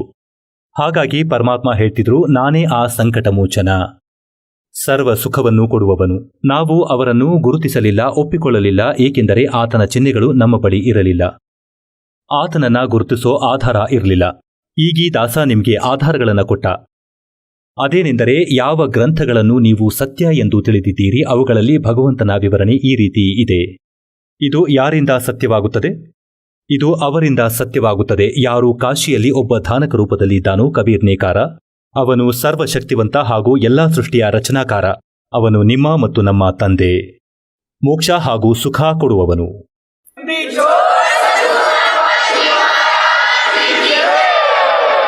ಮತ್ತೇನ್ ಮಾಡ್ದ ಆತ? ಮೂರನೇ ಪ್ರಶ್ನೆ ಹೀಗೆ ಕೇಳಿದ ಪರಮಾತ್ಮ, ದ್ವಾಪರ ಯುಗದಲ್ಲಿ ನನ್ನ ಮಗ ಹೋಗುತ್ತಾನೆ, ಅವನೇ. ಮತ್ತೆ ಆ ಸಮಯದಲ್ಲಿ ಯಾರು ಹೋಗುತ್ತಾರೆ? ಶ್ರೀಕೃಷ್ಣ ಅಂದರೆ ವಿಷ್ಣು ಹೋಗುತ್ತಾನೆ. ಮತ್ತೆ ಅಲ್ಲಿ ತನ್ನ ಒಂದು ದೇವಸ್ಥಾನವನ್ನು ಕಟ್ಟಿಸಲು ಬಯಸುತ್ತಾನೆ ಜಗನ್ನಾಥನ ಹೆಸರಿನಲ್ಲಿ. ಮತ್ತೆ ಆ ಜಗನ್ನಾಥನ ದೇವಸ್ಥಾನವನ್ನು ಸಮುದ್ರ ಕಟ್ಟಲು ಬಿಡುವುದಿಲ್ಲ. ಏಕೆ ಬಿಡುವುದಿಲ್ಲ? ಅದರ ಕಾರಣ ಮುಂದೆ ಹೇಳುತ್ತೇನೆ. ಹಾಗಾಗಿ ಅದನ್ನು ನೀವು ಉಳಿಸಿ. ಪರಮಾತ್ಮ ಹೇಳಿದರು, ತಥಾಸ್ತು. ಮತ್ತೇನು ಬೇಕು ಕೇಳಿಕೋ. ಆಗ ಕಾಲನು ಹೇಳಿದ್ದ, ಯಾವಾಗ ಇವನ ಇಚ್ಛೆಗಳೆಲ್ಲ ಪೂರ್ತಿಯಾದವು, ನಂತರ ಈತ ಬದಲಾಗಿ ಹೋದ, ನಿಂತ್ಕೊಂಡ. ಭಗವಂತ ಕ್ಷಮಿಸಿ ಅಂತೂ ಆಗಿತ್ತು, ಅವನನ್ನು ಕ್ಷಮಿಸಲೇಬೇಕಾಯಿತು. ಆ ಶಕ್ತಿ ಅವನ ಮೇಲೆ ಪರಿಣಾಮ ಬೀರ್ತಿರ್ಲಿಲ್ಲ. ನಿಂತುಕೊಂಡ. ಎದ್ದು ನಿಂತು ಹೇಳುತ್ತಾನೆ, ಸಂಸಾರ. ಹೀಗೆ ಹೇಳ್ದ, 4ನೇ ಯುಗದಲ್ಲಿ ಈ ಜೀವಿಗಳನ್ನ ಭಕ್ತಿ ಮಾಡಲು ಯೋಗ್ಯವಿರದ ಹಾಗೆ ಮಾಡ್ತೇನೆ. ಇವರನ್ನು ಎಷ್ಟು ವಿಭಾಗಗಳನ್ನಾಗಿ ಮಾಡ್ತೇನೆ ಅಂದರೆ, ಬೇರೆ ಬೇರೆ ಪಂಥ ಧರ್ಮಗಳನ್ನು ಮಾಡಿಬಿಡ್ತೇನೆ. ನನ್ನ ದೂತರನ್ನು ಕಳುಹಿಸಿ ಇವರನ್ನು ತಪ್ಪು ಜ್ಞಾನದಲ್ಲಿ ಮುಳುಗಿಸುತ್ತೇನೆ. ಮತ್ತೆ ಇನ್ನೊಂದು ಪ್ರಾರ್ಥನೆ ಮಾಡಿದ್ದ, ಅಂದರೆ ಮೊದಲು ನನ್ನ ಅಂಶಗಳೇ ಹೋಗಬೇಕು, ಮೊದಲು ನನ್ನ ದೂತರು ಹೋಗಬೇಕು, ಪ್ರಚಾರಕರು ಹೋಗಬೇಕು, ಅದಾದ್ಮೇಲೆ ಬೇಕಾದ್ರೆ ನಿಮ್ಮವ್ರನ್ನ ಕಳಿಸಿ. ಈಗ ಅವನು ಅತಿ ಬುದ್ಧಿ ಉಪಯೋಗಿಸ್ತಾನೆ. ಇವ್ರ ಜನ ಮೊದಲೇ ಹೋಗಿ ಎಲ್ಲ ವಿಷಯ ತಿಳಿಸಿದ್ರೆ ನನ್ನವ್ರದನ್ನ ಯಾರೂ ಕೇಳಲ್ಲ. ಪರಮಾತ್ಮನಿಗೆ ಗೊತ್ತಿತ್ತು ಇವರು ನಮ್ಮವರು ಹೇಳಿದ್ದನ್ನು ಒಪ್ಪಿಕೊಳ್ಳುವಷ್ಟು ಒಳ್ಳೆಯವರಲ್ಲ. ಆಮೇಲೆ ಹೇಳ್ತಾರೆ, ಆಯ್ತು, ನಿನ್ನವರೇ ಮೊದಲು ಹೋಗಲಿ, ಈ ರಿಯಾಯಿತಿಯನ್ನು ನಿನಗೆ ಕೊಟ್ಟಾಯ್ತು. ಮತ್ತೆ ಹೀಗೆ ಹೇಳ್ತಾನೆ, ಜಾವೋ ಜೋಗ್ಜಿತ್ ಸಂಸಾರ ಜೀವನ ಮಾನೇ ಕಹಾ ತುಮ್ಹಾರ.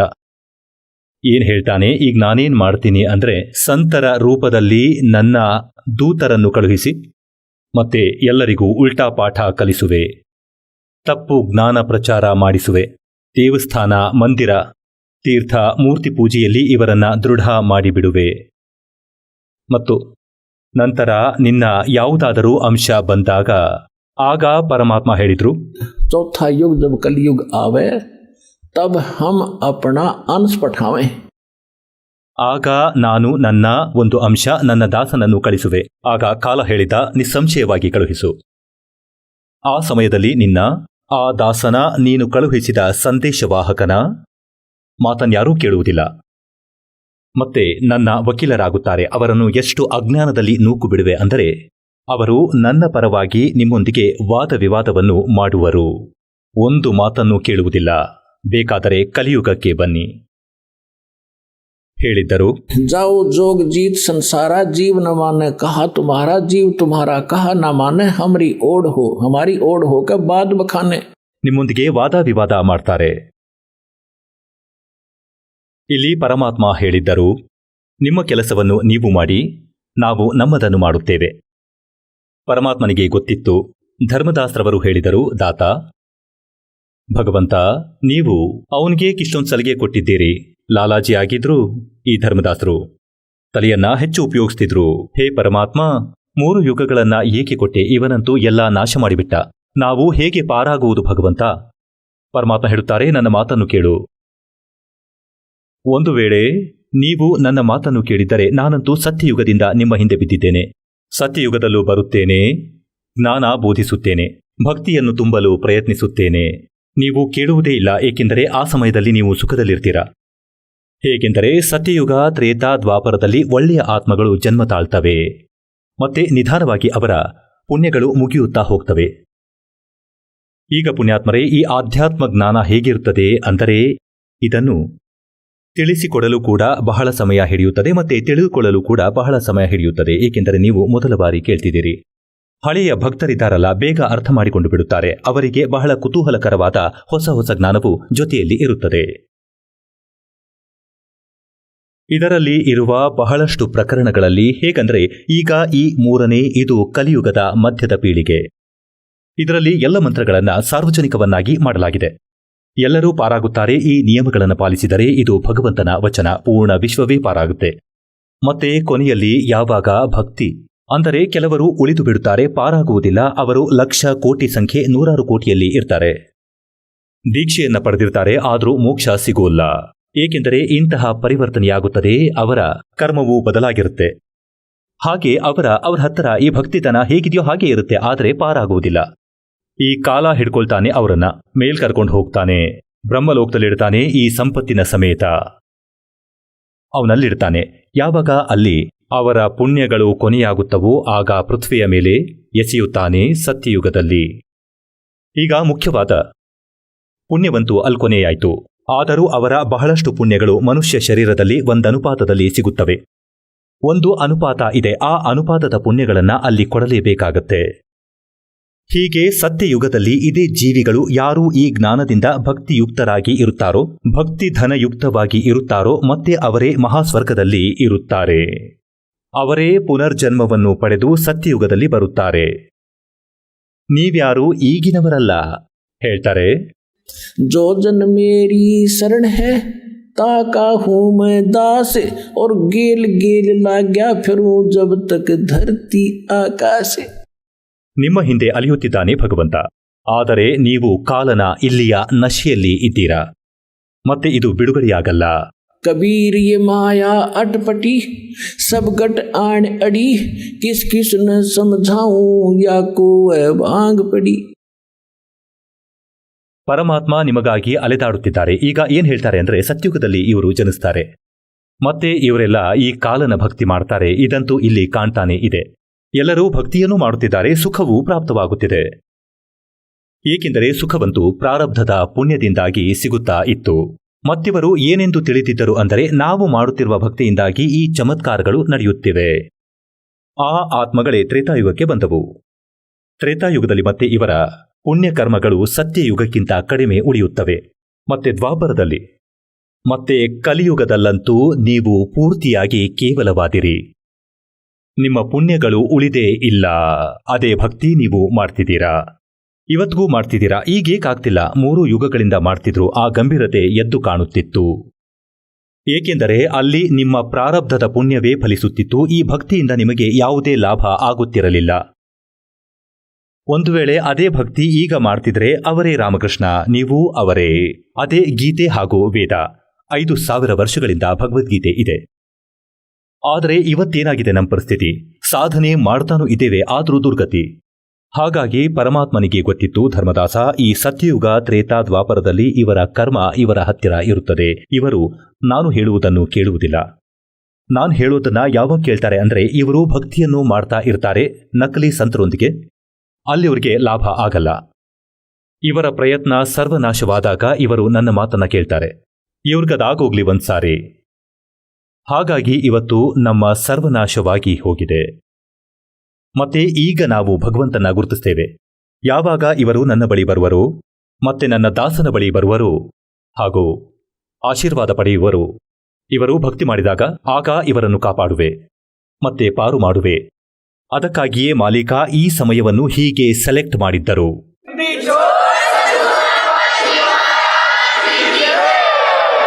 ಈಗ ಧರ್ಮದಾಸರಿಗೆ ಮಾಲೀಕರು ಪೂರ್ತಿ ಕಥೆಯನ್ನ ಕೆಲವೇ ನಿಮಿಷಗಳಲ್ಲಿ ಹೇಳಿದ್ರು. ಮತ್ತೆ ಹೇಳಿದರು, ಧರ್ಮದಾಸ, ನಿನಗೆ ಕೋಟಿ ಕೃತಜ್ಞತೆಗಳು. ಈ ಮೂಲ ಜ್ಞಾನವನ್ನು ನಾನು ನಿನಗೆ ತಿಳಿಸಿದ್ದೇನೆ. ಮತ್ತೆ ಈ ಮೂಲ ಮಂತ್ರ, ಈ ಸಾರ ಶಬ್ದ, ये कई बार न जाई, ये सार शब्द बाहर जो पढ़ी, ये मूल ज्ञान. ಎರಡು ಕಡೆ ಎರಡು ವಾಣಿ ಹೇಳಲಾಗಿದೆ. ಒಂದಂತೂ ಈ ಮೂಲ ಜ್ಞಾನ ದಾಸ ನಿಮಗೆ ತಿಳಿಸುತ್ತಿದ್ದಾನೆ. ಇಂದಿನವರೆಗೂ ಯಾವ ಕಬೀರ್ ಪಂಥಿಗೂ ಇದು ತಿಳಿದಿರಲಿಲ್ಲ. ಉಳಿದವರು ಇದರ ಅಕ್ಕಪಕ್ಕ ಕೂಡ ಸುಳಿಯೋಕೆ ಸಾಧ್ಯವಿಲ್ಲ. ಇದಾಗಿತ್ತು ಮೂಲ ಜ್ಞಾನ. ಮತ್ತಿದೆ ಮೂಲ ಮಂತ್ರ, ಕಂಪ್ಲೀಟ್ ಕೋರ್ಸ್. ಇದು ನಿಮಗೆ ಕೊಡಲಾಗಿದೆ ಭಕ್ತಿಯ ಬಗ್ಗೆ. ಆದ್ರಿಂದ ಈ ವಿಷಯದಲ್ಲಿ ಹೇಳಿದ್ರು, धर्मदास मेरी लाख दुहाई, और ये मूल ज्ञान कई बार न जाई. मूल ज्ञान बाहर जो पढ़ी, या बिचली पीढ़ी हंसनी तरी. ಅಂದರೆ ಇವತ್ತು ನಿಮಗೆ ಸಿಕ್ಕಿರುವ ಒಳ್ಳೆಯ ಅವಕಾಶ ಈ ಮಧ್ಯದ ಪೀಳಿಗೆಯ ಸಮಯ. ನೀವು ಯಾವುದೇ ಸಾಮಾನ್ಯ ಆತ್ಮವಲ್ಲ. ನಿಮ್ಗಂತೂ ಗೊತ್ತೇ ಇಲ್ಲ, ನೀವಿನ್ನೂ ಮಕ್ಕಳು. ಈ ದಾಸನಿಗೆ ಅದರ ಜ್ಞಾನವನ್ನು ನೀಡಿದ್ದಾರೆ. ನೀವು ಅಸಂಖ್ಯ ಯುಗಗಳಿಂದ ಮಾಲೀಕನ ಚರಣಗಳನ್ನ ಹೇಳ್ಕೊಂಡಿದ್ದೀರಾ. ಭಕ್ತಿ ಮಾಡುತ್ತಾ ಬಂದಿದ್ದೀರಿ, ಆದರೆ ಇಲ್ಲೇ ಜಾರಿ ಬಿಡುತ್ತೀರಿ. ಅಲ್ಲಿಂದಲೇ ಪಾರಾಗಿದ್ರೆ ನಾವಿಲ್ಲೇ ಕಲಿತಿದ್ವಿ. ಹಾಗಾಗಿ ಅವನು ಅದೇ ಸಮಯದಿಂದ ನಿಮ್ಮನ್ನು ಹಿಂಬಾಲಿಸುತ್ತಾ ಇದ್ದಾನೆ, ಸತ್ಯಯುಗ ತ್ರೇತಾ ದ್ವಾಪರದಿಂದ. ಮತ್ತೆ ಈಗ ಇದು ಕಲಿಯುಗ. ಯಾವಾಗ ಪರಮಾತ್ಮ ಬಂದಿದ್ದರೋ 1398ರಿಂದ 1518ರವರೆಗೆ, ಇಸ್ವಿ 1455ರಿಂದ ಮತ್ತೆ 1575ರವರೆಗೆ ಪರಮಾತ್ಮ ಈ ಧರಾತಳದಲ್ಲಿ ಒಂದು ಲೀಲೆ ಮಾಡಲು ಬರುತ್ತಾರೆ. ಮತ್ತು ಅವರು ಹಾಗೆಯೇ ಲೀಲೆ ಮಾಡುತ್ತಾ ಕೂಡ ಇಲ್ಲಿ ಇದ್ದರು. ಮತ್ತೀ ಜ್ಞಾನವನ್ನು ಕೊಟ್ಟರು. ಅದು ಪ್ರಥಮ ಚರಣವಾಗಿತ್ತು. प्रथम चरण कलयुग निर्याण, तब मगहर मांडो मैदाನ. ಕಲಿಯುಗದ ಪ್ರಥಮ ಚರಣ ಯಾವುದು ಅಂದ್ರೆ, ನಾನು ಮಗಹರ್ನಲ್ಲಿ ಸಶರೀರನಾಗಿ ಲೀಲೆಯನ್ನು ಮಾಡುವೆ. ಮಗಹರ್ನಲ್ಲಿ ಒಂದು ಲೀಲೆ ಮಾಡುವೆ, ಅದಂತೂ ಪ್ರಥಮ ಚರಣ. ಹಾಗೂ ಈಗ ಈ ಮಧ್ಯದ ಪೀಳಿಗೆ ಮತ್ತೆ ಕೊನೆ ಪೀಳಿಗೆ ಇರುತ್ತಲ್ಲ, ಕಲಿಯುಗದಲ್ಲಿ ಅವರದ್ದು ಕೃತಜ್ಞರಾಗಿರುತ್ತಾರೆ, ಮಾಂಸಾಹಾರಿಯಾಗಿರುತ್ತಾರೆ, ಯಾವುದೇ ನಿಯಮ ಧರ್ಮ ಇರಲ್ಲ. ಕೊನೆಯ ಸ್ಥಿತಿಯಂತೂ ಬಹಳ ಕೆಟ್ಟದ್ದು ಎಂದು ಹೇಳಲಾಗಿದೆ ಸೂಕ್ಷ್ಮ ವೇದದಲ್ಲಿ. ಪರಿಸ್ಥಿತಿ ಬಹಳ ಕೆಡುತ್ತೆ. ಹಾಗಾಗಿ ಇದು ಆ ಪ್ರೈಮ್ ಟೈಮ್, ಮೋಕ್ಷ ಪಡೆಯಲು ಮತ್ತು ಸತ್ಯಲೋಕಕ್ಕೆ ಹೋಗಲು, ಪರಮಾತ್ಮನನ್ನು ಪಡೆಯಲು. ಮತ್ತು ಈಗ ನಿಮಗೆ ಮಾನವನ ಶರೀರ ಮತ್ತು ಸತ್ಯಲೋಕ ಆಶ್ರಮ ಬರವಾಲ, ಹಿಸಾರ್ ಜಿಲ್ಲೆಯಲ್ಲಿ ನೀವು ಬರುವ ಹಾಗೆ ಆಯಿತು. ಪುಣ್ಯಾತ್ಮಗಳೇ, ಜ್ಞಾನದಿಂದ ಬಂದವರೇ ಆಗಿರಲಿ, ಮತ್ತೆ ದುಃಖಿತರಾಗಿ ಇಲ್ಲಿ ಬಂದಿರಲಿ. ಆದರೆ ಇಂದಿಲ್ಲಿ ಯಾರಾದರೂ ಸಂಕಟ ನಿವಾರಣೆಗಾಗಿ ಬಂದಿದ್ದರೆ ಆ ಸಂಕಟವೇ ವರದಾನವಾಗಿ ನಿಂತಿದೆ. ಮತ್ತಿದರಿಂದ ನಿಮ್ಮ ಸಂಕಟವು ದೂರವಾಗುತ್ತೆ, ಮುಕ್ತಿಯನ್ನು ಪಡೆಯುವಿರಿ, ಶರಣಾಗತರಾಗಿದ್ದರೆ ಮಾತ್ರ.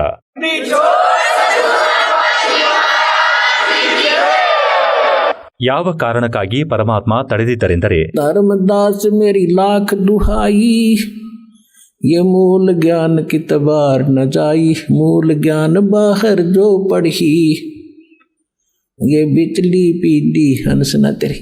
ಹೀಗೆಯೇ ಪರಮಾತ್ಮ ಭೇಟಿಯಾಗಿದ್ರು. ಆದರಣೀಯ ಮಲೂಕದಾಸರಿಗೆ, ಆದರಣೀಯ ದಾದೂ ಸಾಹೇಬ್ರವರಿಗೆ, ಆದರಣೀಯ ನಾನಕ ಸಾಹೇಬರಿಗೆ, ಆದರಣೀಯ ಗರೀಬ್ ದಾಸ, ಊರು ಚುಡಾನಿ, ಝಜ್ಜರ್ ಜಿಲ್ಲೆ, ಹರಿಯಾಣದವರಿಗೆ, ಆದರಣೀಯ ಘೀಸಾದಾಸ ಸಾಹೇಬರಿಗೆ, ಊರು ಖೇಕಡ, ಜಿಲ್ಲೆ ಬಾಗಪತ, ಮತ್ತೆ ಉತ್ತರ ಪ್ರದೇಶದವರಿಗೆ, ಆದರಣೀಯ ಸ್ವಾಮಿ ರಾಮಾನಂದಜಿ ಕಾಶಿಯವರಿಗೆ, ಮತ್ತೆ ಇವರೆಲ್ಲರಿಗೂ ಆಣೆ ಪ್ರಮಾಣವನ್ನು ಮಾಡಿಸಿದ್ದರು.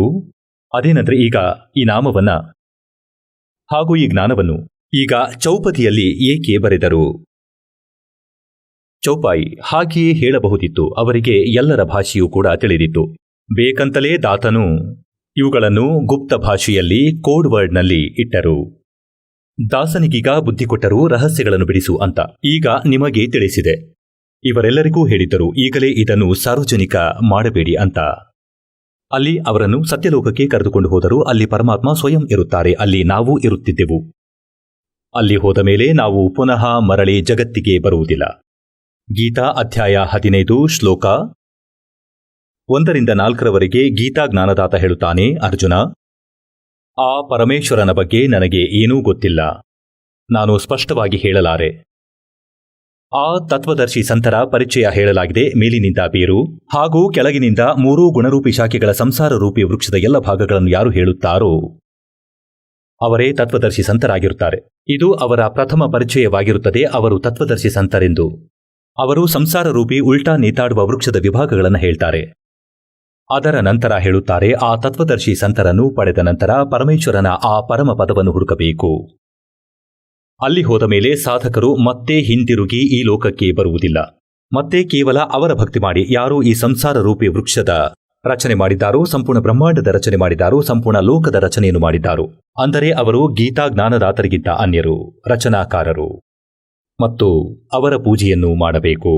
ಈಗ ತನ್ನ ಸ್ಥಿತಿಯ ಬಗ್ಗೆ ಗೀತಾ ಜ್ಞಾನದಾತ ಹೇಳುತ್ತಾನೆ. 2ನೇ ಅಧ್ಯಾಯದ 12ನೇ ಶ್ಲೋಕದಲ್ಲಿ, 4ನೇ ಅಧ್ಯಾಯದ 5 ಮತ್ತು 9ನೇ ಶ್ಲೋಕದಲ್ಲಿ ಮತ್ತು 10ನೇ ಅಧ್ಯಾಯದ 2ನೇ ಶ್ಲೋಕದಲ್ಲಿ.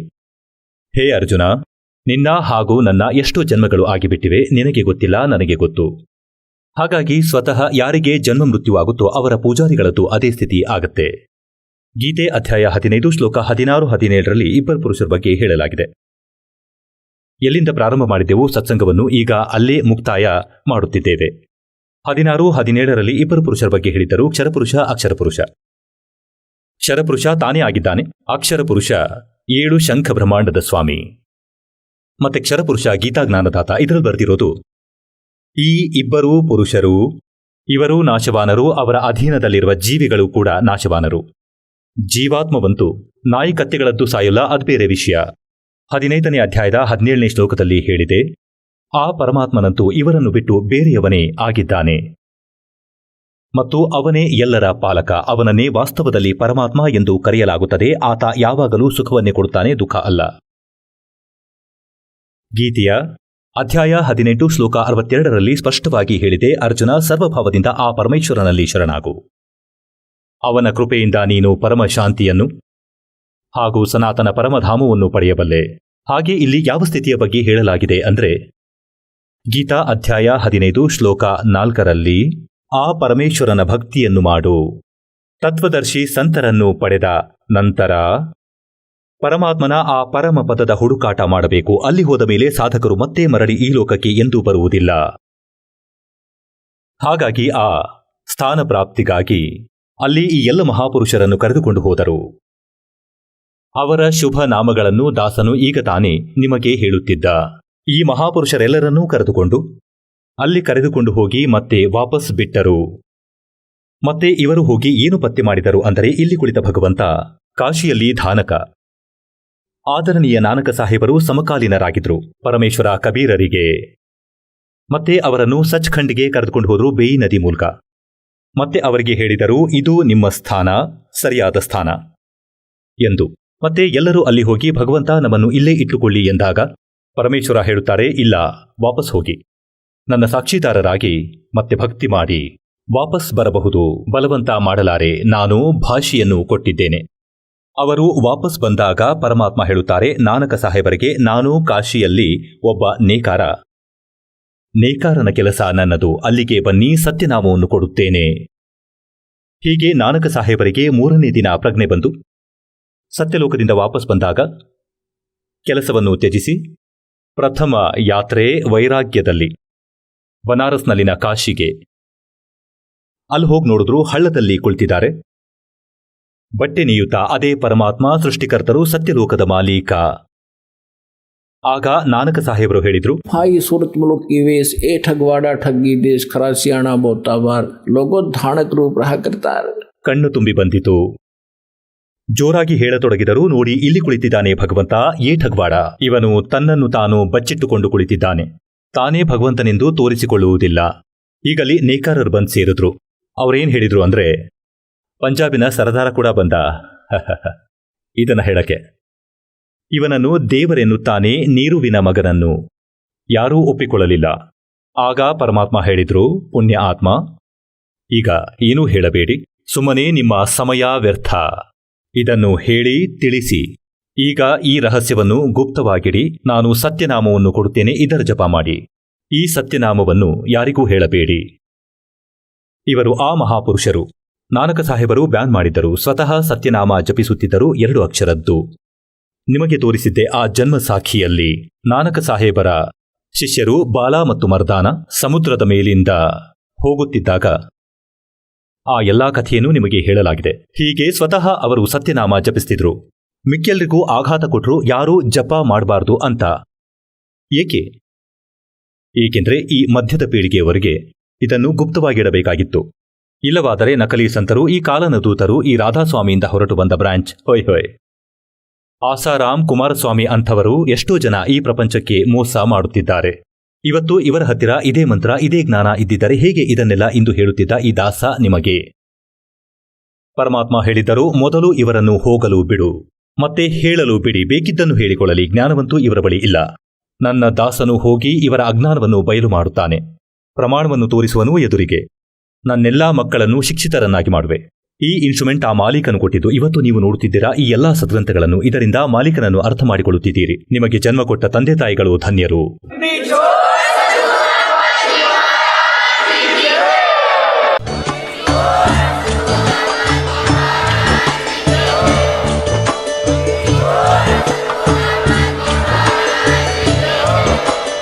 आप सुन रहे थे जगत गुरु तत्वदर्शी संत रामपाल जी महाराज जी के मंगल प्रवचन।